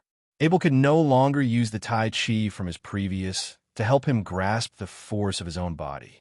The perspective of power was completely different in this world. If his force was not explosive and vicious, it could hold back a lot of his attacking power as a knight. He tried to use Tai Chi once when he was a novice knight, but it has messed up his form and use of power. It took a long while until he could correct it. Finally, Abel had become a beginner knight. He awkwardly stared at the area of his body where his meridian had disappeared. It was replaced with a fist-sized light gold color core, glistening like a diamond. The problem was that this core looked very different from the ones the Knight of Bennett and the Knight of Marshall had described. According to the two knights, the core of a beginner knight looked more like a peach-sized water ball.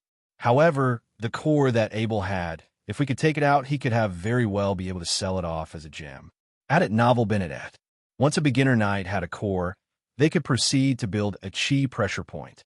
A beginner knight could build 5 chi pressure points at most. Every time they build a new one, they would be raised by a rank. When they reached rank 10, or, in other words, completed building their 5th chi pressure point, they would become an intermediate knight. An intermediate knight could then start building chi pressure points on each of their limbs and skull. When their chi pressuring point had been formed on their left arm, they could directly deliver their combat chi onto their weapons. That's why this ability was exclusive to intermediate knights and above. By that point, the intermediate knight would become very powerful. It could not only make his weapons sharper, but he could also more easily strike his combat chi directly into his opponent. A unique property of combat chi was that it had a strong excluding tendency. If it was in its owner's body, it could make the person strong. However, it could be a disaster if it had got into another person's body. It could nightmarishly corrupt and destroy every single organ. The only way to stop this was to exclude the other person's combat chi from the body, which could be achieved by unleashing your own combat chi, using expensive drugs, or if you were lucky, a strong resistant body could also do the trick. When the intermediate knight had built a chi pressure point in their skull and all 4 of their limbs, they would have 10 chi pressure points in total, each connecting to the core through a combat chi network.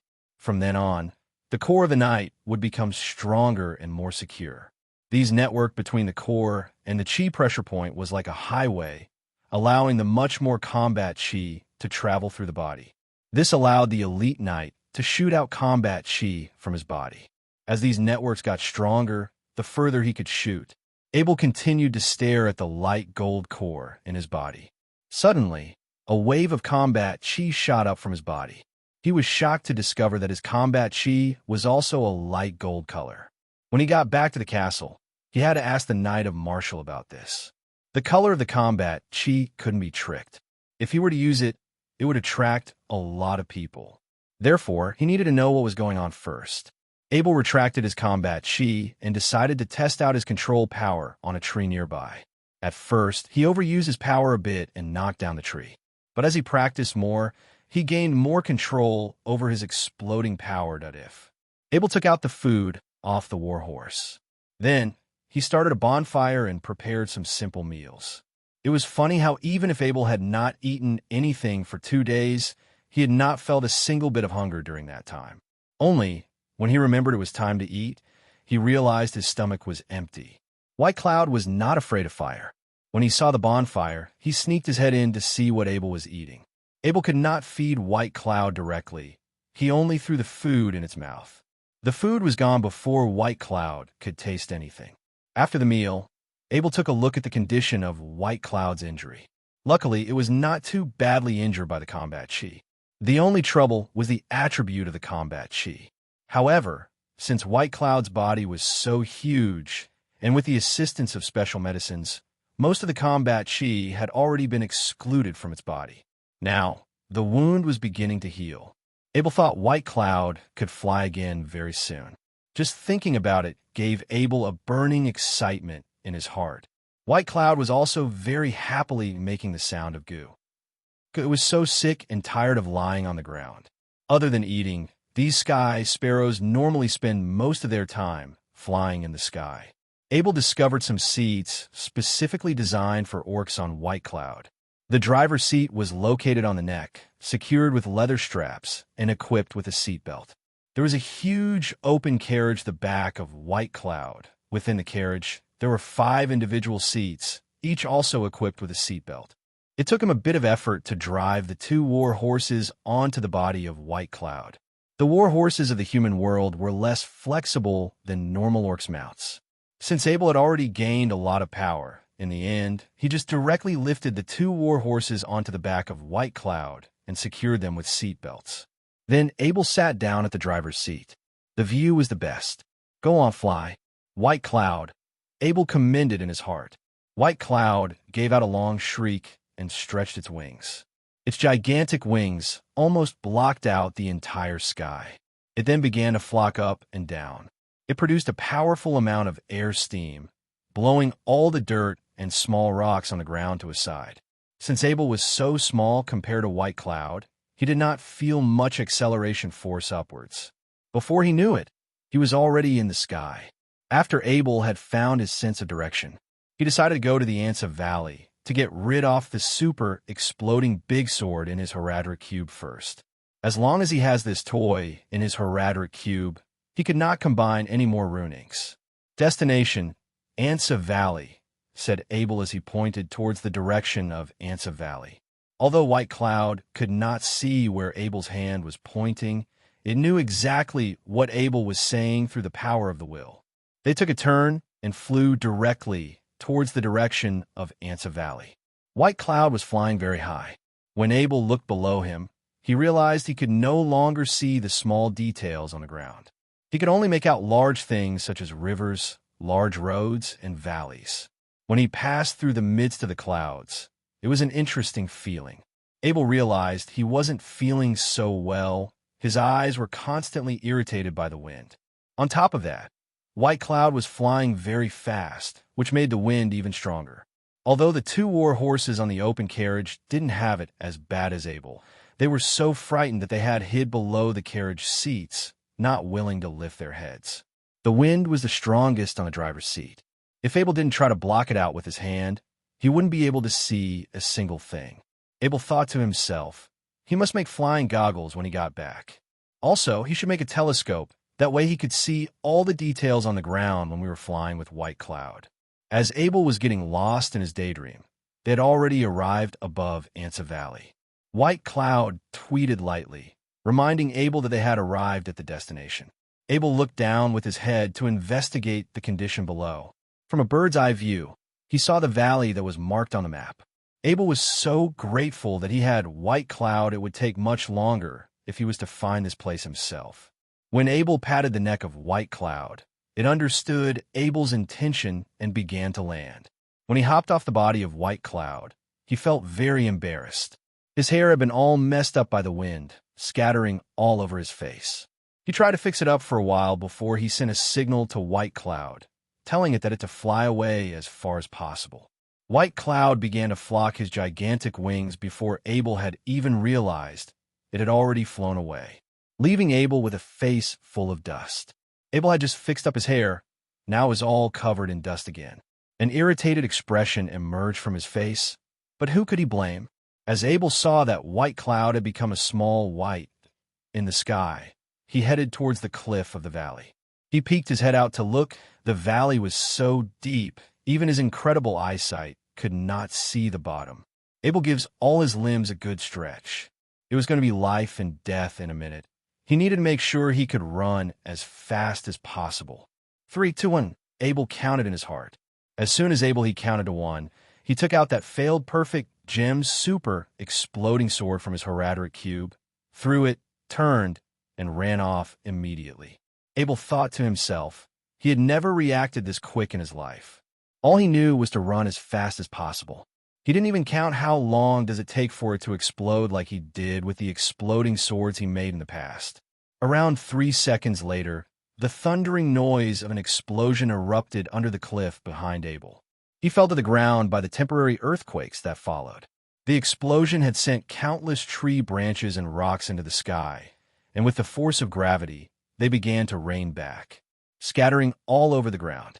As Abel was laying on the ground from the fall, he felt pieces of rocks continuously hitting his head. However, since he had become an official knight, his body had developed a lot. These little rocks felt like nothing to him.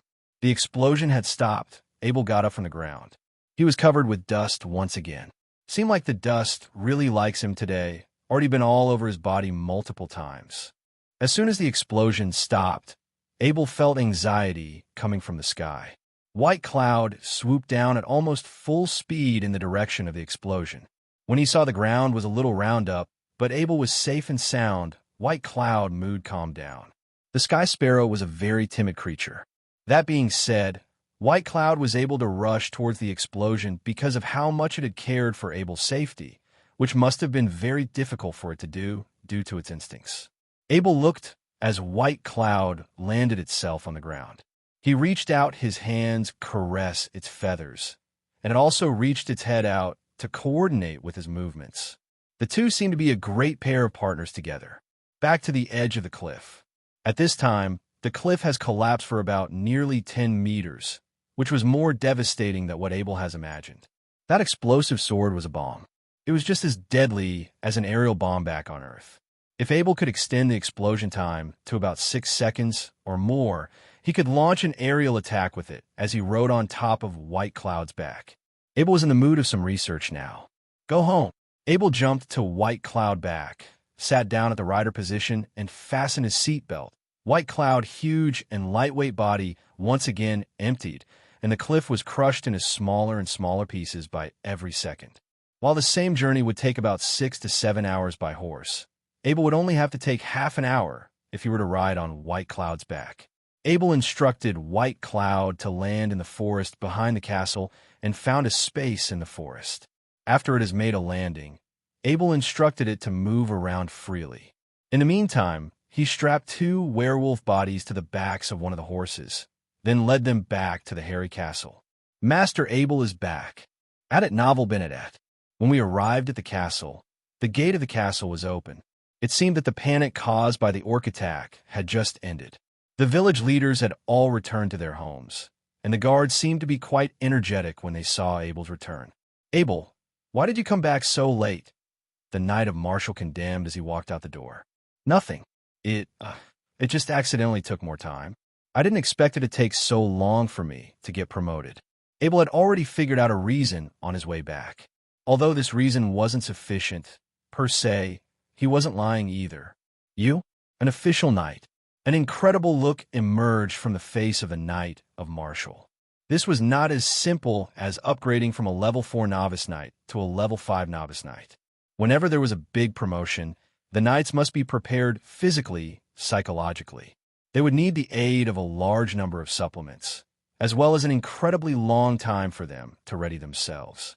The Knight of Martial felt embarrassed now. He thought about how old he was when he first became a beginner knight. Being compared to a genius was hurting his self-esteem right now. What happened to the werewolf?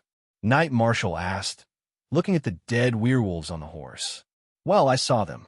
Had to kill them before they got me. Abel didn't explain it too much. He wasn't going to talk about how much of an advantage he had in that fight. The less information he gave, the more impressive the story would sound. The Knight of Martial waved to the butler Lindsay. Send these 2 corpses to the city's mansion and make it clear that Abel was the one who killed them. Yes, master. Butler Lindsay directed the men to lift the 2 bodies off the horse. Abel requested, Can we please discuss your study? I have something I want to ask you, uncle. Is it about your promotion? The Knight of Martial took Abel and hurried to the study room. The Knight of Martial's study room is the safest place in the whole castle. Since Abel proposed to talk in the study room, it must be said that he did not want to let others know. Tell me, what's the matter? Entering the study room, the Knight of Martial said after closing the study door. Abel remained silent and directly gathered his combat chi. The pale golden combat chi burst out, reflecting the whole room into a golden color. The Knight of Martial was stunned by Abel's pale golden combat chi. He wanted to touch it with his hands, but his hands paused as they reached towards the air. The legend is true, the Knight of Martial murmured. There is such a thing as the golden combat chi. Abel asked anxiously, Is there a problem with my combat chi? Why is it this color? What do you mean by why is it this color? This is a god-level combat chi. Gold is the color of the gods. Legend has it that the blood of the gods is golden, and only those who are favored by the gods will emit golden combat chi. Having a god-level chi didn't seem to shock the Knight of Martial now. He just heard about Abel's promotion a few minutes ago. Whatever talent this boy has yet to bring out, nothing seemed strange by this point. What good is this combat chi? Abel asked. He wasn't sure if gold was a good color to have, but it sure sounded nice when the Knight of Martial talked about how it was the color of the gods. What good, you ask? Well, you'll be invincible against anyone who's in the same class as you. Does that sound good enough to you? The Knight of Martial replied impatiently. As overpowered as he was born to be, Abel just always seemed to want more talents than what he already had. Was this good at all? I'm also invincible at the same level with the hairy bow, Abel said with some disappointment. You are way too greedy, boy. When you reach Elite Knight, the current power of the hairy bow is not enough. At the level of Commander, hairy bow will be useless. With the legendary power of the Golden Combat Chi, you can increase the Combat Chi by 4 times. Seriously, how are you still not satisfied? Wait, so how many power-ups can I get with my Golden Combat Chi? Abel asked vigorously. Just try it yourself. Don't use your Combat Chi. Hit me with half of your strength, and let me know how much the half of your strength is. After that, hit me again with your Combat Chi activated. It should be fine here, right? Abel turned to look around the study room. The room was large, and the materials were placed in a bookcase on the wall. There was a huge space in the middle of the room. It's okay. Give me all you got, the Knight of Martial said with confidence. Here it comes, Abel reminded the Knight of Martial. Abel punched out with half of his strength. Within less than a second, the Knight of Martial used half of his strength and blocked the hit with his body. The Knight of Martial quickly increased his strength. Only 80% of the energy was urgently added, but it was completely useless against Abel's strike. For reasons he wasn't sure of, he felt like a ball that was being struck into the air. Actually, he was flying for about 10 meters back. The bookcase behind him made a huge crackling sound as his body crashed into it. Abel, the Knight of Martial shouted. Fortunately, Abel did not use his Combat Chi. His strength did not hurt the Knight of Martial, but it was going to take a while for the books to be put back into their original spot. As some of them were family secrets that could not be touched by outsiders, the Knight of Martial would have to clean them up themselves. I told you to use only half of your strength. What did you do that for? The Knight of Martial growled. But I've only used half of my strength, Uncle Martial, Abel said innocently as he rubbed his hands together. What? I know you do get power-ups when you release your Combat Chi, but are you kidding me? There's no way it's as ridiculous as what you just did. The Knight of Martial looked unbelieving, and then asked, How long have you upgraded your energy? I'm not sure. Abel really didn't know how long. He just knew that White Cloud was recovered after he got his promotion. How could you not know? The Knight of Martial was already a little mad at this moment, and Abel's innocent expression made him even angrier. I think I had a breakthrough when I was promoted. You know, you can't track the time you have a breakthrough, Abel explained. The Knight of Martial knew as soon as Abel brought up the word breakthrough. He knew that he was doing Abel wrong, but he just couldn't stop being triggered when he heard the words, coming from Abel's mouth. Abel has made it sound like he knew what a breakthrough was supposed to be like, but he has never had a breakthrough for his entire life. Take another punch with 10% strength. Remember, it's 10% strength. Don't get wrong this time, Knight Martial warned carefully. Rest assured, although I'm not too good in controlling my strength, it should not go wrong. Abel's tone was very serious. When the Knight of Martial heard Abel's statement, he silently increased the power he intended to use on defense from 60% to 100%. Abel's fist seemed to be weak. Seriously, the strength of 10% was the strength to gently wave his hand. When his fist hit the Knight of Martial's body shook slightly. The Knight of Martial secretly rubbed his back with his hand. Very strong. Abel, that was about 200 pounds of force right there. After a long period of body transformation, all of Abel's skin, muscles, and bones were now thicker and tighter than ever before. While 200 pounds of force might not be a lot, it would hurt a lot more if it was released from an iron rod than if it was from a wooden stick. Adet novel Benedet. And that's why the Knight of Martial felt pain back there. Apart from the physical force that Abel used to hit him with, it had something to do with how tough Abel's body was. You monster, the Knight of Martial murmured behind Abel's back. That was just as strong as those giant beasts from the Orc Empire. Hit me once more with your Combat Chi, the Knight of Martial ordered. Then, as Abel stared at him with a dropped jaw, he grabbed a shield from the corner and placed it in front of him. As the Golden Combat Chi started pouring out, Abel's punch landed right in the center of the shield. This time, the Knight of Martial stood right where he was at. His body flinched for a bit, but that was about it. Something was different, though. The Knight of Martial was sure of that. The impact might have looked the same as the first punch, but something was different. The difference was with the shield. The first punch was blocked with Martial's bare hands, and no knights would fight with their bare hands. While the second punch didn't send the Knight of Martial flying, it did manage to make him budge behind a standard knight's shield. 700 pounds, the Knight of Martial said with certainty. You just increased your power by 3.5 times. The Knight of Martial continued with a slightly admiring voice. You've got muscles and you've got your combat chi. All that's missing is just a nice set of armor. If you've got yourself one, I don't know what can stop you. Wait, Abel felt so content to hear that. For once, he's felt safe to be in this world. Too soon, my boy, the Knight of Martial called Abel off. I was comparing you with ordinary people. If you're facing a wizard right now, you'd wish that he's too exhausted to cast any spells on you. Abel asserted as he looked at the Knight of Martial in the eyes. I'm going to become one, Uncle Martial. I'm going to become a wizard. Without interfering with Martial to pick up his paperwork off the ground, Abel quickly left the study after saying goodbye. He went back to his bedroom and was quickly accompanied by the little Black Wind. Poor Black Wind. It was worried sick because it hadn't seen Abel for the last few days. As Abel picked it up from the ground, it quickly licked his face as a puppy would to its parent. Come to think of it, Abel was already a beginner knight. Since he could use the mount enhancement technique now, he could help Black Wind get stronger while it was still little. Abel held Black Wind to the ground with its belly up. As it was wiggling its tiny body, Abel chanted out a spell that made him aware of everything about its physical condition. He then injected his golden combat chi into his hand, then started rubbing Black Wind's body with it. Black Wind closed its eyes as it enjoyed being massaged like this. Combat chi was a very volatile substance.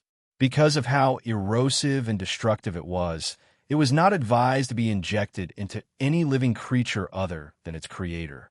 That being said, the negative effects of combat chi could be neutralized when the orcs prayed to their gods. How such methods worked was quite complicated in itself, but generally speaking, what the mount enhancement technique could do was to synchronize a mount with its rider. This would make it harder for the combat chi to have much of a rejecting effect on its intended target. While the effect of such a method was not effective in the short, the long-term effect would be irreversible for the mount itself. The Knight of Martial waved at Abel as he went to the dining room. I forgot to tell you something. The Edmund's boutique shop just sold off all the weapons you've put up on auction. When you have the time, go collect the gold that you're supposed to receive. Yes, Uncle Martial. Another thing. Viscount Dickens just asked us to visit his house. The intel we sent him was, well, it was very, very useful for us. The Knight of Martial continued with a laugh. I think he's inviting us over to talk about our rewards. Abel asked in a worried tone, would that map be good enough to, say, be granted a lord? In this world, if someone's war glory was falsely claimed by another, the act itself would be looked down upon and be punished by the state's law. Because of this, Abel's act of finding the parchment map was very clearly ruled out from the Knight of Martial's war achievements. That being said, everything that happened after the discovery of the map was up to negotiation. And that's what's so special about Abel. If he wasn't a master blacksmith, Viscount Dickens wouldn't have asked for his input on this matter. The Knight of Martial would have been to collect all the rewards. The Knight of Martial knew this, of course, and understood that Dickens was trying to avoid offending a prodigy like his foster son. It's okay, Abel, the Knight of Martial said in a reassuring tone. Viscount Dickens is a fair man. I'm sure that you will get the reward that you deserve. Let's go tomorrow, then. We'll go to Edmund's boutique shop on our way. Speaking of the Edmund's boutique shop, Abel remembered that he needed some supplementary potions for his official knight's training. If drinking supplements could help him get through his novice knight's training a lot faster, the same method could be applied to helping him get through his current training. Abel ate a lot that night. While he missed the diet inside Harry Castle, the Knight of Martial was looking to change the family's menu. Now that Abel was a beginner knight, regular meat wasn't quite enough to help him advance to the next state. Fortunately enough for them, Harry Castle had a lot of income from the weapons store and the blacksmith shop. Feeding 2 knights wasn't an issue here. The biggest expenses for a knight were the weapons and equipment. Since Abel was a master blacksmith himself, he he could pretty much make whatever that he wanted to use. As for armor, that was even less of a problem for him. Since he was still growing, a new armor would just be unwearable after a few months. Luckily for him, it was a relatively peaceful time now. He could wait until he couldn't grow any taller. The Knight of Martial thought about his weapon collection and started laughing out loud. Despite how much income Harry Castle was making, he didn't have to spend a cent to make his weapons. Technically speaking, he didn't even pay for his 2 magic weapons. Once Abel came back, he could even have him make a new set of magic armor for him. As for the Blazing Sun armor, he didn't care if those old men in Bakong City kept it for themselves. If Viscount Dickon gave Abel the title of knight, Marshall would have loved it. Abel was also granted his territory. The more successful Abel was, the further the Harry family's influence would stretch. Just thinking about it made the Knight of Martial want to sing a song. Meanwhile, Abel had no idea what his foster father was thinking about. He just thought that Marshall was getting overly excited for no apparent reasons. Maybe Uncle was still recovering from that hit in the study, or so he thought. The two didn't say much during dinner. Instead, they just sort of drowned in their thoughts as they chewed on their food.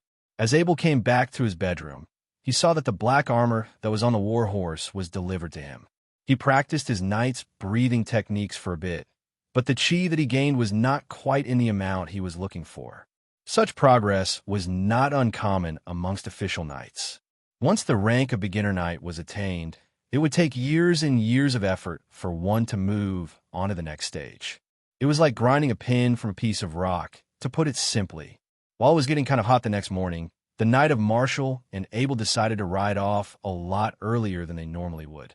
They were right to do this, as the sun was starting to get hot when they had reached the Harry Castle's dacha inside Harvest City. The Knight of Martial decided to stop for some cleanup, as he took Viscount Dickon's invitation very seriously. He had already asked the butler Robin to prepare a bath for him. After he and Abel took a bath and changed into their suits, they then left off to the city lord's estate. With the hot sun shining above, the carriage began to make its way through the main road of Harvest City. The path ahead was flat and laid with carved boulders. While such a design looked nice on a regular day, the heat was making it hard to walk on top of them. Thankfully, the Knight of Martial and Abel didn't have to walk on their own feet. That being said, though, it didn't take long for them to be drenched in their own sweat. Abel kind of missed his old car back on Earth. It wasn't the best one, but at least it had an air conditioner. It was a slow and agonizing trip. At last, the carriage had made its way to the Lord's estate.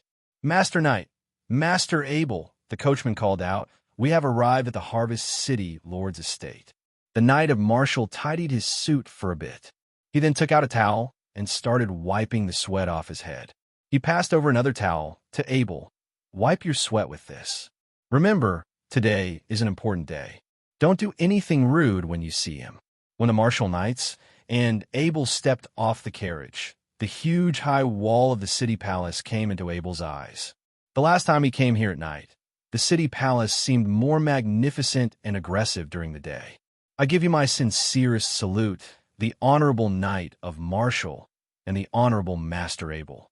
I have come here to welcome you both on behalf of the Lord of this city." Since Abel was the adopted son of the Martial Knight, in this formal occasion, he was presented by the Knight of the Martial. The knights bowed slightly and said to the steward, "I'm very glad to see you. Abel and I are honored to be invited to meet the Honorable Lord." Abel bowed, slightly following the Martial Knight, thanking the steward. Under the guidance of the housekeeper, they went through the huge courtyard. Although the fountain in the middle of the courtyard was not as bright as at night, it seems that there was a little bit of coolness under the sunlight.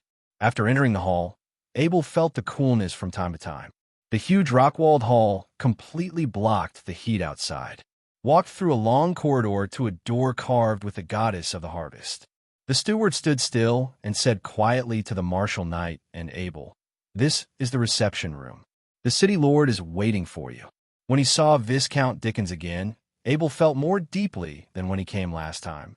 The powerful force from Viscount Dickens' body was like a volcano. Although it did not erupt, he felt heavy pressure just standing in front of him. "Did you rank up, Master Abel?" While Viscount Dickens was very aware of how threatening his combat chi was for the other knights, he didn't expect Abel to be shocked.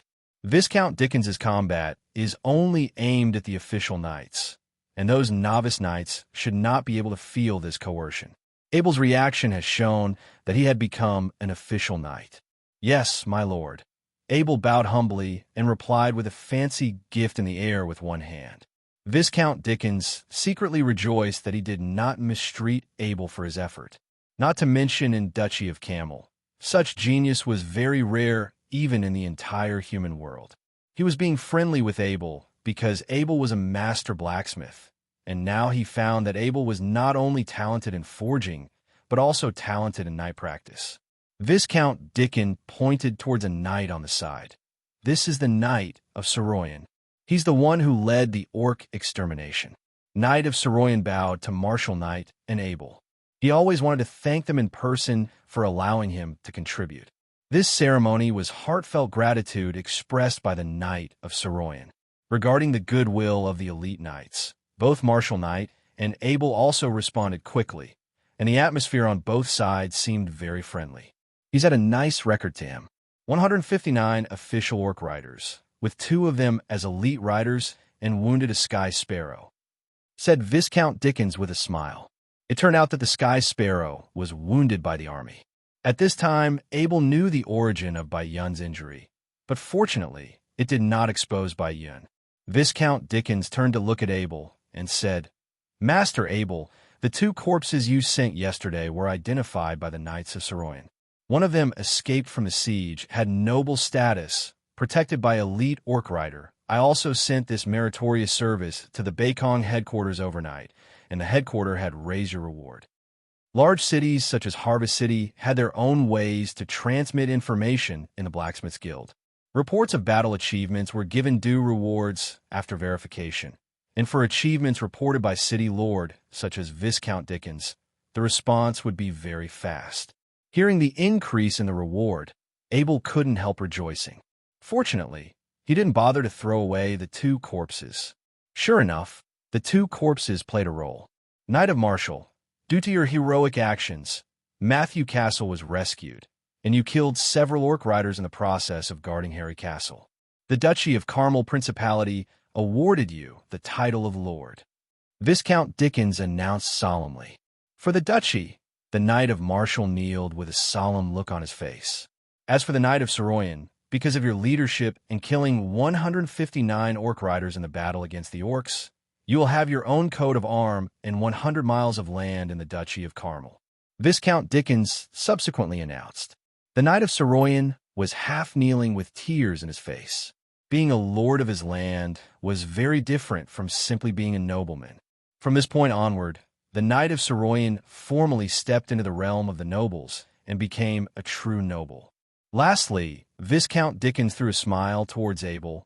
"Master Abel, you have provided accurate information for the orc siege, rescued Matthew Castle, and killed the orc riders several times.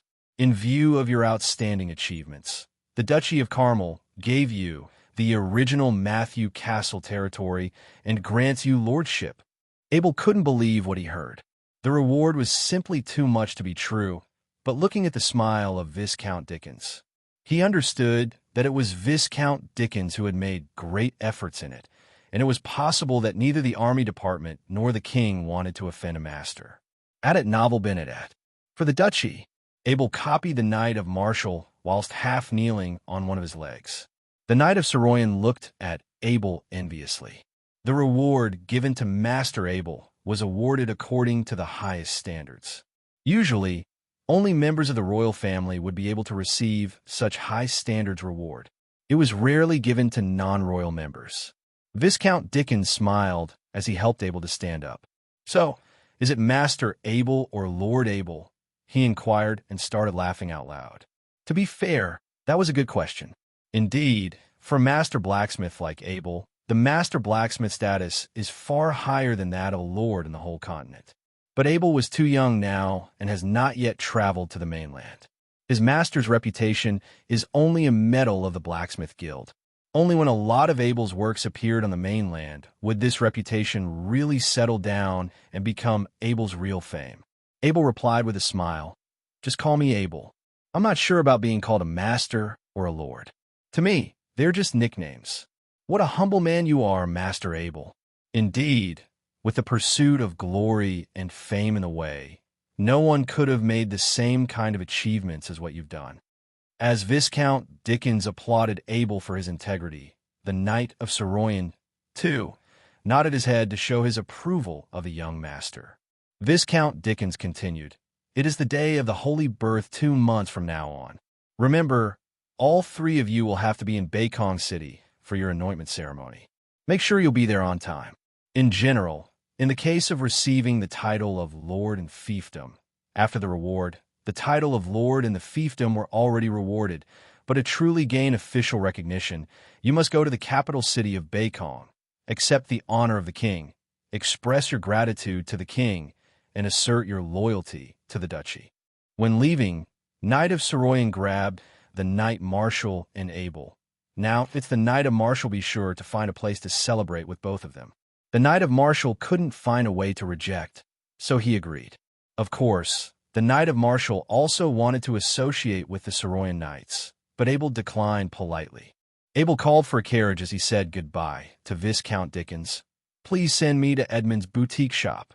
The coachman didn't know who Abel was, but he was very respectful to him.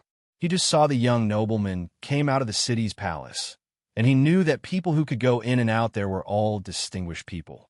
So, he carefully took out the footstool and let Abel step on the carriage. Although Abel could go up with a single jump, he accepted the good intention of the Lord and stepped on the footstool. He wasn't sure when, but it appeared that he was now used to his status as an upperclassman. The carriage was running very smoothly. After getting out of the car, Abel threw out 2 silver coins and hinted that the extras were tips to thank the Lord for their service. Ever since Abel revealed the family coat of arms at the Edmund's boutique shop, everyone at the Edmund's boutique shop has remembered this young nobleman/master blacksmith. So when he just stepped off the carriage, he had been entertained by the waiters that stepped forward to guide him to the VIP area and be treated with some good coffee. "Dear Master and Lord Abel, welcome to the Edmund's boutique shop." Yvette bowed to Abel with a smile on her face. "You people are very fast, aren't you? You knew I was coming before even I did." Abel laughed after getting up. "You are a distinguished guest to Edmund's boutique shop, and our head branch has taken a special interest in you," Yvette said, then informed the waiter on the side. The waiter walked to Abel's side with a silver tray. On the silver tray was a money bag. Yvette pointed at the money bag and said, "Last time you commissioned us to auction weapons for a total of 22,000 gold coins. The headquarters waived the fees for you. Your weapons were a big hit in Beikong City. We have sold them at a record price that's never seen before in these past few years." After receiving the money bag from the waiter, Abel found that the money bag was a bit small and light, and it was unlikely to hold more than 20,000 gold coins. Although he knew that Edmund's boutique shop could not go wrong with this, Abel's curiosity made him open the purse. Inside was a dark gold card with a pattern composed of numerous gold patterns, with 22,000 digits in the middle and no other signs. He looked up and looked at Yvette questioningly. "What is this card?" Yvette explained. "This is a magic gold card, which can only be owned by those who have a distinguished status and have passed the review of the Continental Chamber of Commerce. You could use it to purchase or withdraw gold coins in all large stores across the continent. Please leave a drop of your blood in it. This card can only be used by none but yourself." Wasn't this just a bank card?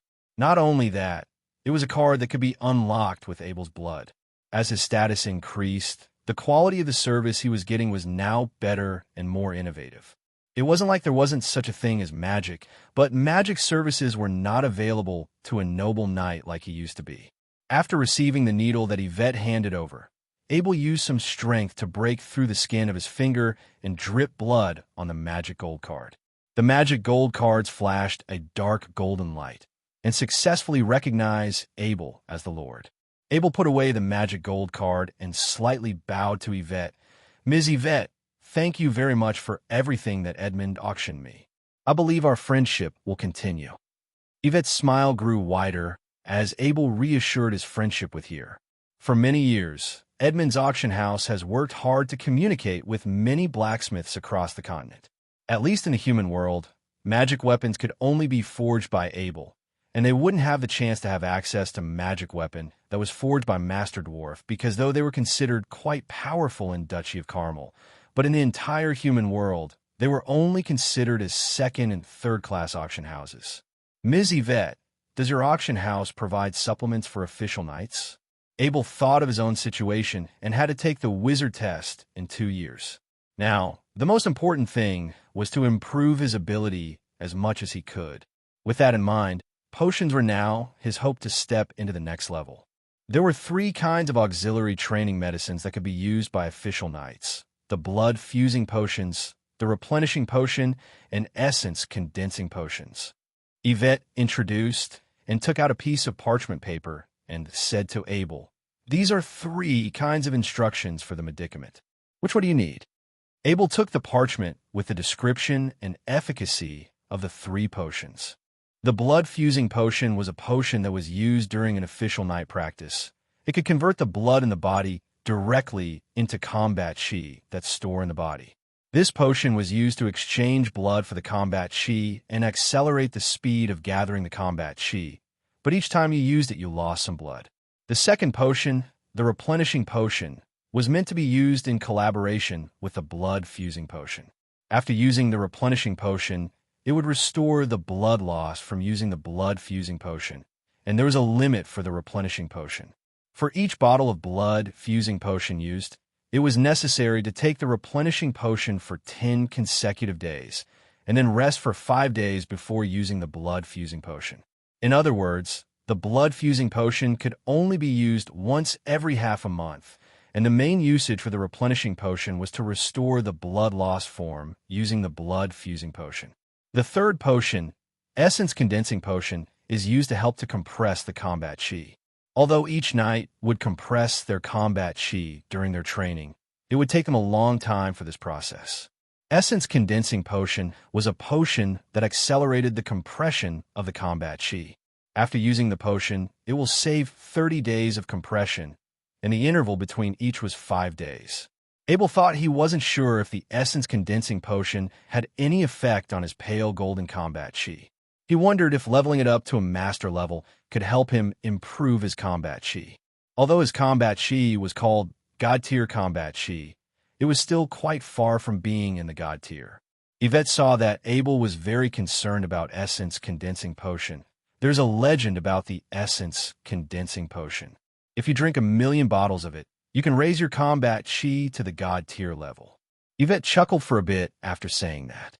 Honestly, no one could drink 1,000,000 bottles of the essence condensing potion. First of all, it was simply too much of a waste of money. And even if one could, and was dumb enough to afford for such an expense, he would probably be dead from the side effects. Just the time it would take to drink 1,000,000 bottles. How many years would that take? I will ask for some of the 3 potions at any price. Abel decided to purchase each of the potions and go back to try the effect. If it was effective, then he would purchase more next time. These 3 potions are lesser. Because of the materials, it is difficult for master pharmacists to make the potion for intermediate. Therefore, on the mainland, official knights are using lesser potions. Yvette explained very clearly that she did not want Abel to misunderstood for any reason. Yvette went on and said, 50 gold coins per bottle for the blood-fusing potions, 10 gold coins per bottle for the replenishing potion, and 100 gold coins per bottle of essence condensing potions. Abel couldn't help but stagger. The potions of these official knights were several times higher than the price of the novice knights. It seemed like reaching the elite knight level through potions was not the affordable way for ordinary noblemen. Give me 27 bottles of blood-fusing potions, 270 bottles of the replenishing potion, and 162 bottles of essence condensate potions. Abel was about to buy a 1-month supply of potions. 27 bottles of blood-fusing potion for 1,350 gold coins, 270 bottles of the replenishing potions for 2,700 gold coins, and 162,200 coins for essence condensing potion, with a sum total of 20,250 gold coins. Yvette counted very fast in her mind and stated the value and total price of all 3 potions. Abel didn't expect to spend all his gold coins on the magic gold card by just buying the potion. He took out the magic gold card from his arms and handed it to Yvette. Yvette took out the same magic gold card and docked both cards together. Abel felt a question coming from the magic gold card. Do you agree to pay 20,250 gold coins? Abel said in his heart, I agree. He saw that the amount in his magic gold card changed from 22,000 to 1750. He put away the magic gold card. Abel could not help but be full of longing for magic. This time, Yvette has prepared 2 large boxes for Abel. The boxes were lined with soft red silk to protect these potions. On the return journey, the Knight of Marshall and Abel went to Matthew's castle first. For the sake of clarity, the territory around Marshall Castle was already under Abel's possession. As the entire Matthew family was no longer, the area that was 100 miles in between the Bennett Knight's domain and Harry Knight's domain was technically unclaimed. The same could be said for everything that was in Harry Castle. While Abel didn't ask for it, he was granted the authority over these said properties. He could design his new coat of arms now if he wanted to, but he would have to wait for it to be approved after going to the ceremony in Bakong City. As the carriage approached Harry Castle's front gate, Butler Ken brought a few guards and servants to welcome them in. They seemed quite eager to do something like this. After all, with their former masters gone, no one knew what their future would be like. The least they could get was the first impression of the man newly in charge of this territory. Yesterday, the city's government sent someone to announce that the Lord Matthew's estate was now the Lord Abel's estate. What that meant was that the castle and all the land that surrounded this place was now Abel's property. Abel could do what he wanted with this place, and that worried a lot of the servants, guards, and even the senior staff here. They were genuinely in fear of getting kicked out to elsewhere. The Knight of Marshall said to Abel before he exited the carriage, "You are in charge of this castle, Abel. You should meet with the people who serve you." Abel replied with a smile, "This is the land of the Harry family. There are 2 coats of arms that represent it, but it will still always belong to the Harry family. Regardless of their influence or wealth, the nobles would always have a coat of arms to represent their family name. When a territory was lost, its coat of arms would be denoted from the territory that it has claimed.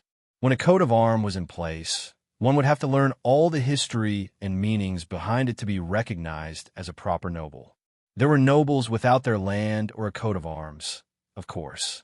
That being said, they were certainly considered inferior to those who did. Right now, Abel had the coat of arms of a unicorn, which symbolized his linkage with the Harry family. If his children were to reach adulthood, he would do the same as the Knight of Marshall and pass over all his inherited possession. This included the coat of arms, the Harry family's domain, and of course, his title as an honorary lord of the region that he ruled over. The smile on the Knight of Marshall's face stretched even wider. Abel was his foster son and also the son of his best brother. While this boy's heritage remained ambiguous, he has spent no time hesitating to claim the new territory as the Harry family's. The coachman opened the door. Abel stepped out of the carriage first, and the butler, Ken, bowed to him. Adet novel Benedet. "Dear Lord Abel, your castle welcomes you," Ken said as he lowered his head. "Ken, I'm so glad to see you again." Abel welcomed Ken with a smile. "Come on, take me around this castle. I've been waiting far too long for this. It is a pleasure for me as well." "Follow me, sir," Ken complied, then proceeded to greet the Knight of Marshall with a bow. "It is an honor to see you here, sir." The Knight of Marshall waved and said to Abel, "Mind if I tag along? Matthews never invited me here before." Ken didn't seem to react to what the Knight of Marshall was saying. After all, Lord Matthew never got along well with the Knight of Marshall. It wasn't like they were complete enemies, but Lord Matthews didn't have much respect for someone like Marshall, who was a nobleman by the blood he spilled and not by his birth. The Knight of Marshall was the foster father of Abel. Yes, but Ken wasn't going to spend too much time appealing to someone whom his former master disliked. Abel kind of liked that about Ken. He seemed to have a sense of integrity about him and demonstrated his character without being disrespectful to the Knight of Marshall. It was very dark when Abel was trying to rescue Matthew Castle a few days ago.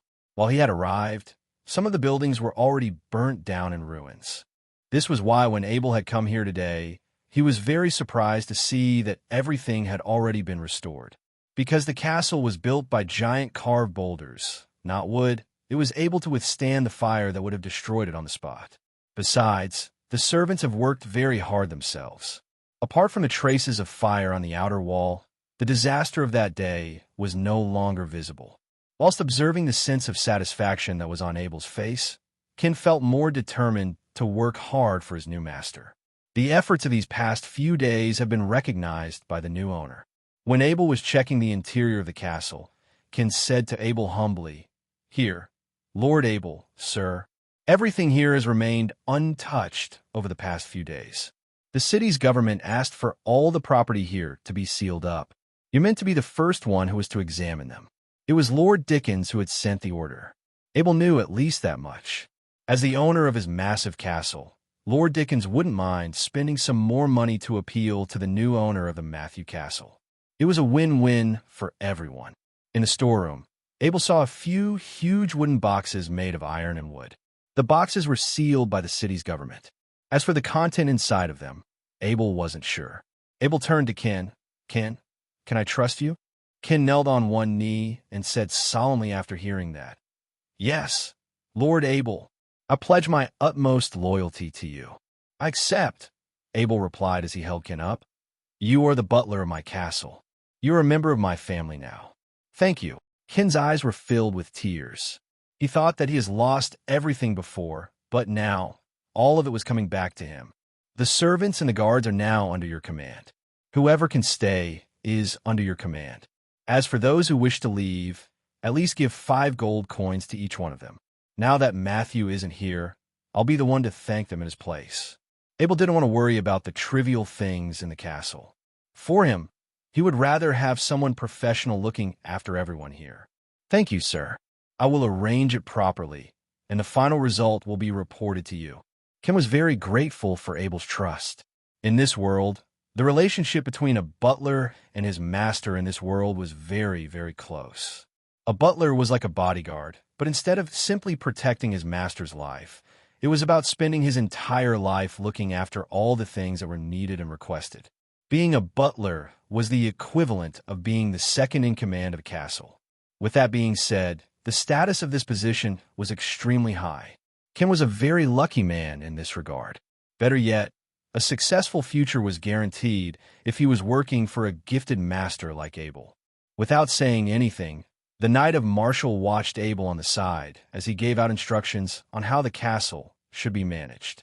This was Abel's castle. He didn't want to get involved in Abel's affairs. He was very clear about this. At the same time, he admired Abel's ability to handle things and was at ease when he saw that Abel was able to find a suitable butler. When several people entered the study, Ken took a wooden box from the bookshelf and said, "There's a secret room here. The opening method is in this box. I will leave first." After Ken retreated from the study to the door, the Knight of Marshall was about to exit the study but was stopped by Abel on the way. Abel smiled. "Let's visit Lord Matthew's collection together, Uncle Marshall." "Sure." The Knight of Marshall nodded his head in compliance. "It's a pretty rare opportunity for me. I don't get to see how the other nobles have their collections." Abel opened the wooden box. He opened the mechanism according to the records above. On the wall of the study, a secret door was opened and the two walked into the secret room. This secret room had a long staircase going down, and the staircase was very dark, but it had no effect on the two knights. Whilst walking along the stairs, Abel and the Knight of Marshall entered a huge room. This room visual inspection reached 20 meters wide and 50 meters in length.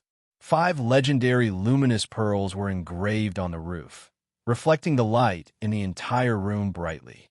In the middle of the room, there were 2 neat rows of wooden cabinets filled with various items. The surface of these items was very clean, indicating that the owner took great care of these items. When Abel stepped forward, he found that every item had an individual description written on the parchment in front of the item. Looking at the 10 rows of display cabinets on the left and right, Abel was surprised by the Matthew family's collection. Viscount Dickens did promise him the entire castle and everything that was in it, but he had no idea that the Matthews had so much treasure that was unknown to others. If Dickens had seen it, who knows? maybe he wouldn't be so generous towards Abel. And let's just talk about those 5 legendary luminous pearls. If Lord Matthew was bold enough to put them in the castle hall, all robbers on the mainland would have come within days. Abel didn't know much about the history of this world. Still, he was fascinated to see all the historical items that were in this place. It was an eye-opener for him. Every time he looked at a treasure that could be dated back many years ago, he would always wonder if it was a treasure from a certain country or a weapon of a famous general. Hey, Uncle, look at all this. Do you still remember what we have in Harry Castle? Hey, Uncle. The Knight of Marshall threw a side stare at Abel. Think about the years that have been put into this collection here. This family has been collecting for hundreds of years. What's the point of comparing it to my collection? The Knight of Marshall seemed pretty okay with it on the outside, but secretly, he's already decided that he was going to make a new collection room when he went back. This comparison was simply too overwhelming for him. And it was making him more embarrassed than if he was wearing nothing but his underpants. Abel was getting more excited the more he walked around this place. A collection like what the Knight of Marshall had, which was about several decades old, could never be compared with a collection that had lasted for a few centuries. As close as Matthew's family collection was to being a museum, Abel did not find any scrolls or anything that contained a secret knight technique, which showed just how scarce and precious the secret knight technique was. To protect themselves from having their status being challenged, the nobles would do everything they could to keep a monopoly on the ways a knight could be trained. Abel couldn't estimate the value of all the valuable treasure in this room, but according to the Knight of Marshall, everything here would have been worth more than 100,000 gold coins. When reaching the innermost part of the treasury room, a round black stone with a diameter of 1 meter was placed in the corner. What is this? Abel hurried forward. He was familiar with a round black stone in front of him. It was one of Master Bentham's important collections. It was said that it had been obtained during the study of the dwarves. It was a finger-sized iron meteorite, but its size did not stop itself from being regarded as a treasure by Master Bentham. Whenever Master Bentham talked about it, he would always brag about how rare meteors were and how most of it was owned by dwarves. Abel, what's wrong? Isn't it just a stone? The Knight of Marshall asked strangely as he realized how much Abel cared about it. Abel grinned at the Knight of Marshall. Just a stone? Did you just say that, Uncle Marshall? If Master Bentham was here, he would have broken your head immediately. Oh, only if he can beat me, the Knight of Marshall chuckled. So, what is it? It's an iron meteorite. Abel's answered firmly. He was so strong on the word meteorite that he just couldn't stress enough about it. What does an iron meteorite do? The Knight of Marshall asked, as he wasn't a true blacksmith that understood the importance of an iron meteorite. Abel explained, iron meteorite is what the gods use to forge their legendary weapons. The Master Dwarves would also use it to make their legendary weapons and equipment. The Knight of Marshall was opening his eyes so much that they could fall off right away. How much is it worth? He pointed towards a thing. Well, when's the last time you heard someone selling legendary weapons? Abel asked. I hadn't novel been at. Oh, so that's what it was. As a master blacksmith himself, there was just no way that Abel would spare the chance to craft his own legendary weapons. In this world, in addition to the artifacts used by God, the highest tier weapons and equipment were the legendary weapons. Like the swords of 100 skills that Abel forged, most powerful weapons were not meant to last forever. After a few decades, they would have lost the sharpness they had when they first came out of the blacksmith's workshop. The weapons and equipment forged by the iron meteorite would not wear out after using it for even centuries. Whilst it could not last for an eternity, it could last for a few millennium if Abel decided to make a magic weapon with it. It would likely become a legendary weapon in many years. Take this iron meteorite back to Harry Castle, the Knight of Marshall said eagerly as he himself hadn't seen a legendary weapon before. Since there weren't any forging tools here, they'd have to wait until they return to Harry Castle. The Knight of Marshall didn't want to wait for that long. Whilst channeling his white combat chi, he wrapped his arms around the meteorite and lifted it off the ground. My God, this is almost 1,000 pounds, the Knight of Marshall exclaimed with slight anger in his voice. Take it back, boy. Just put it back to where it's from. Abel stepped forward and lifted the huge iron meteorite from the bottom with one hand. He pinched his hand and said with certainty, Yeah, it is pretty heavy. You're right, Uncle. It definitely weighs more than 1,000 pounds. The Knight of Martial looked at Abel silently. He felt very uncomfortable with being humiliated like this. His total strength was about 600 pounds. After releasing his combat chi, he could reach a maximum of 1,200 pounds. If it wasn't for the round shape of this iron meteorite, he would have just had enough strength to be able to carry it around. Only Abel, whose strength was much more powerful than the weight of iron meteorite, could hold this huge iron meteorite with one hand and easily walk around with it on his hand. The Knight of Martial hurried Abel out as he had lost his confidence for far too many times. Let's get out of this place. Abel's footsteps were heavy. When he walked out of the secret room, he felt the ground tremble at every step. Fortunately, the castle was built of megaliths, and it was very firm and sturdy. Ken saw Abel and the Knight of Martial come out of the study room. Although he was a little shocked by the huge stone that Abel was holding, he was polite enough to not be too expressive about it. Ken said to Abel, "Master, would you like to see the guards and servants in the castle next?" "It's okay. You can arrange these things," Abel replied. Right now, all his thoughts were on the rock he had in his hands. He didn't have much time to care about his new castle. The Knight of Martial said with a smile, "Ken, we still have other stuff to do today. I will leave everything about the castle to you, and I will arrange for the treasurer to come and assist you." Ken understood the arrangement well. It was a normal state of noble management for the Lord to rest assured to the treasury and steward to manage everything. Abel found that the carriage could not handle the weight of the iron meteorite. Fortunately, Ken was very experienced in his work. To pull the meteorite away, he has set up an ox cart and used 2 cows to pull it. If the weapon was forged and the weight was not reduced, only a huge flying beast like White Cloud would be able to carry it around. The ox cart was very slow, which meant that Abel and the Knight of Martial's carriage could only follow at the same pace. While the distance they traveled wasn't very long, it took about half a day for them to go back to Harry Castle. When they had arrived, it was already dark. After hearing about the meteorite, Master Bentham charged at Abel and demanded to have a look at it. Abel wanted to keep the meteorite as a secret, so he led Master Bentham to his new blacksmith workshop. To congratulate Abel for becoming a master blacksmith, the Knight of Martial built a one-man workshop for him with an extra-large vacant storage room. As for the temporary workshop before, it was moved back to its original location after the orc invasion was over. After entering his new workshop, Abel placed the meteorite in the center of the room. Master Bentham was holding the light and carefully touching the surface of the iron meteorite with his hands. He took down the oil lamp from the lamp holder and shone back and forth on the stone. Master Bentham observed for a long time, meanwhile almost flipping the meteorite by its bottom. He finally murmured something after examining it for about 5 minutes. "Yes, this is an iron meteorite. I have never seen such a huge iron meteorite when I was with the dwarf. What kind of weapon do you think this iron meteorite is suitable for?" Abel asked.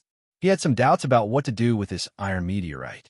The most important thing in his mind was to forge a super heavy sword, which is almost unbeatable when he holds it on his hand. "In my opinion, your level is still improving now. You can't find a second piece of iron meteorite, so you should forge it when your level is high enough." Master Bentham knew very well about Abel's potential. While the boy was still improving at a very rapid pace, it'd be better if he didn't waste the meteorite right now. "I agree with you, Uncle Marshall. For now, let's just leave this meteorite where it's at." Abel thought of his recent surge of his power of the will, and there was rune that he could discover from time to time. When he could master more runes and have a more powerful willpower by discovering the method of using rune language to forge equipment, and then use this iron meteorite to forge a very powerful rune language would be the best choice. Abel played with Black Wind for a while at night. After training it using the mount enhancement technique, he gave it a massage using his combat chi. Abel smiled as he thought, "Grow up quickly, be very, very strong, my little puppy. When you grow up, your task will be to carry me and my weapons around." Black Wind suddenly shivered up its back. It widened its eyes, looked at its master in doubt, and wondered what made him have such a big grin on his face. Blackwind's reaction was pretty amusing for Abel. Not only was it kind of dumb in a cute kind of way, but it was also growing a lot lately, which proved that the mount enhancement technique had worked. If the Priest of the Orcs could see the growth of Blackwind, they will be surprised at the growth speed of Blackwind. This is because Abel's Golden Combat Chi is more powerful than ordinary Combat Chi, so the effect of the enhancement was more obvious. After settling the Blackwind, Abel asked Blackwind to play on his own, and he was about to start combining the potions. Abel took out 27 Blood Fusing Potion, 270 Replenishing Potion, and 162 Essence Condensing Potions from the boxes. He placed them in front of him and merged them 3 at once with his Horadric Cube. As the potion was turned from beginner to a greater level, it began to glow with a shade of blue. The resulting product was 9 bottles of the Greater Blood Fusing Potion, 90 bottles of the Greater Replenishing Potion, and 54 bottles of the Greater Essence Condensing Potion. Then it was from Greater Potion to the Greatest Potion. As Abel merged the bottles into fewer, yet more concentrated portions, the resulting liquid began to glow with a luxurious ring of gold. It was 3 bottles of the Greatest Blood Fusing Potion, 30 bottles of the Greatest Replenishing Potion, and 18 bottles of the Greatest Essence Condensing Potion. Finally, it went from the Greatest Potions to the Master's Potions. What remained was 1 bottle of the Master's Blood Fusing Potion, 10 bottles of the Master's Replenishing Potion, and 6 bottles of the Master's Essence Condensing Potion. All of them had a dark golden glow on the outside. As he was done with the fuse, Abel took the bottles away to a safe location. Abel took out the Master's Blood Fusing Potion. Abel closed his eyes, poured the potion into his mouth. The night breathing technique started, and he immediately felt the blood began to boil. As the blood inside of him began to boil, it started vaporizing and shrinking in volume. The golden combat chi in his blood began to gather up. While the quantity of it was not too much at all, it was about 10 times better than what he gathered up under normal conditions. That being said, the progress he was making now was much more efficient than before. After about half an hour, Abel began to kind of weak from the inside out. The blood fusing potion was making him lose in blood. What shock this was!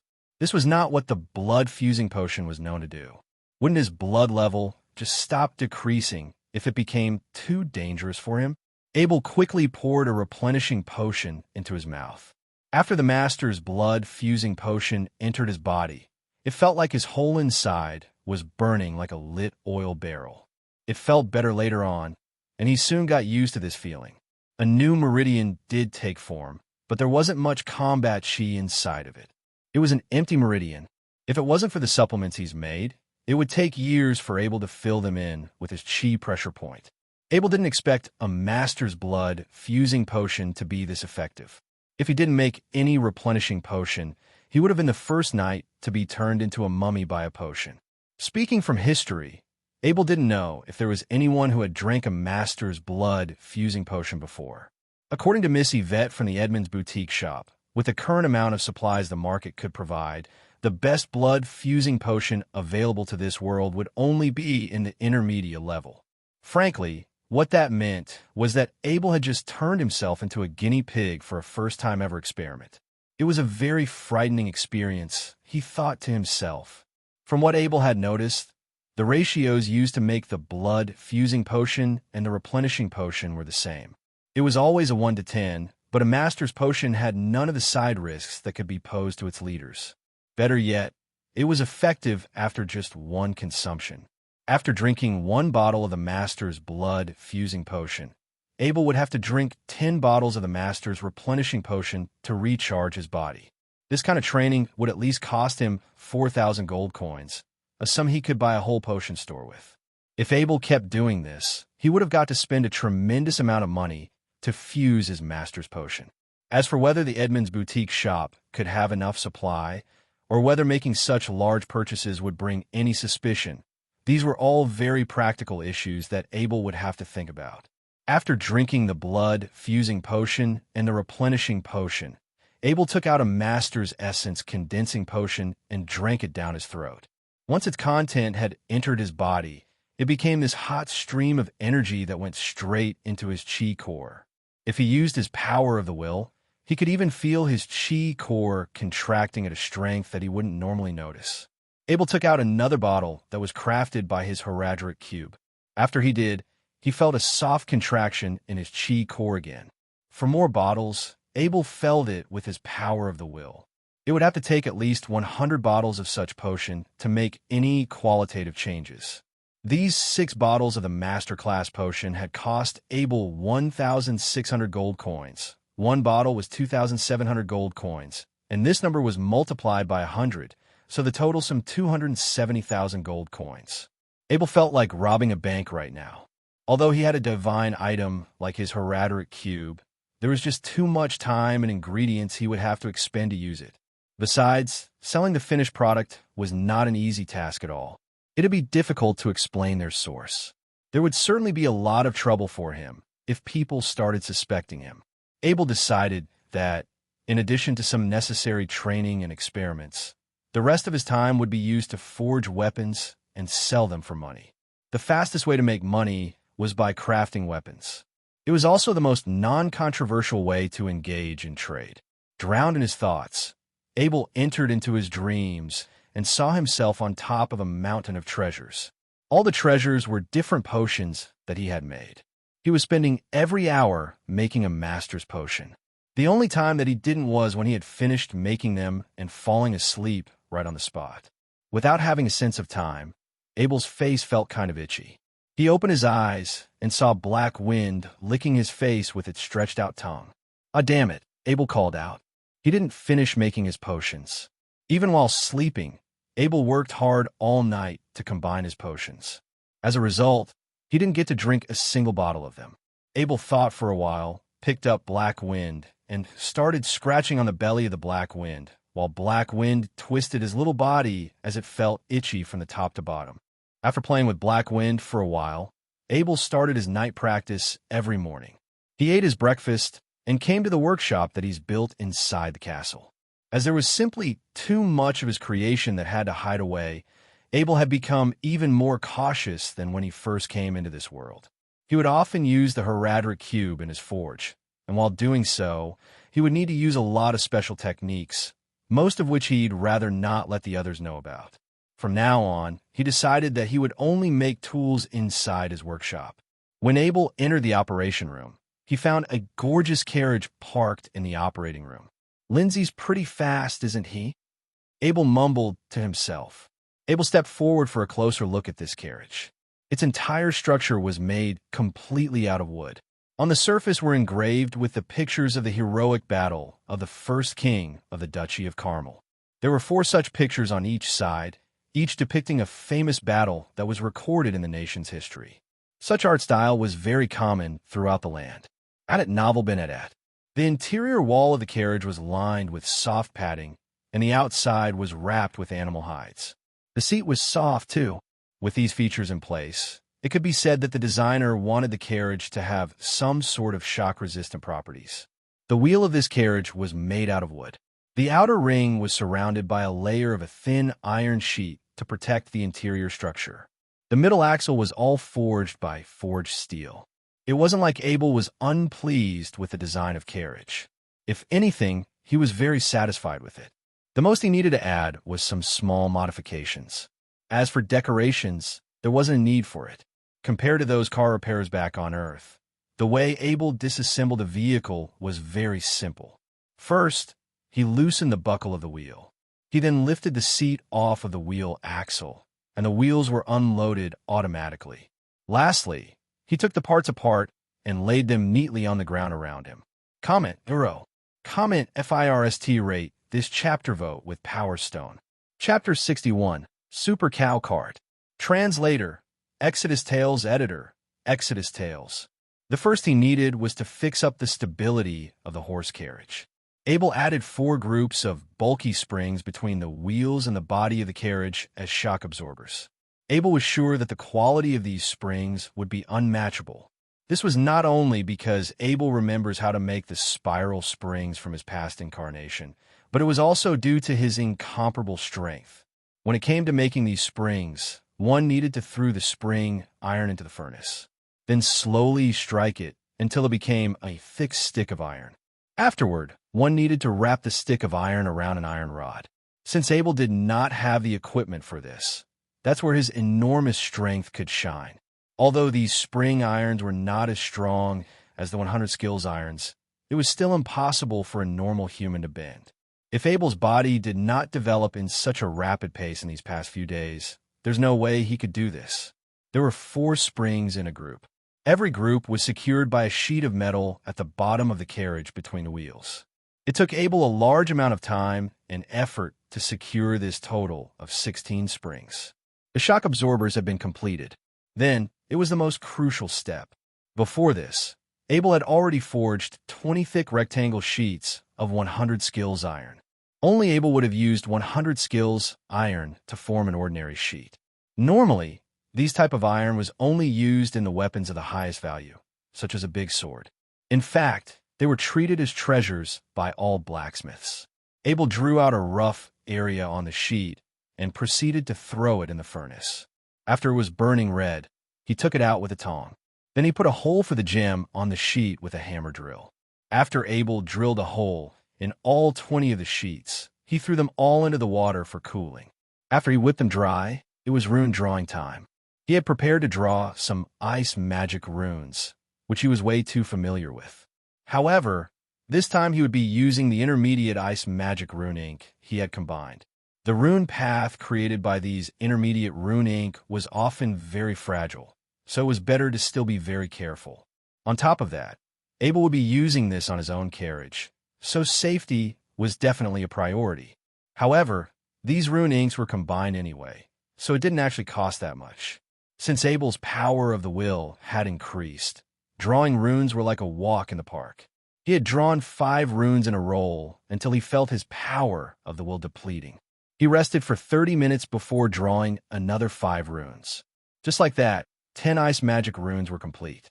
Abel then took out the intermediate fire magic rune ink and turned the other 10 iron sheets into fire magic iron sheets.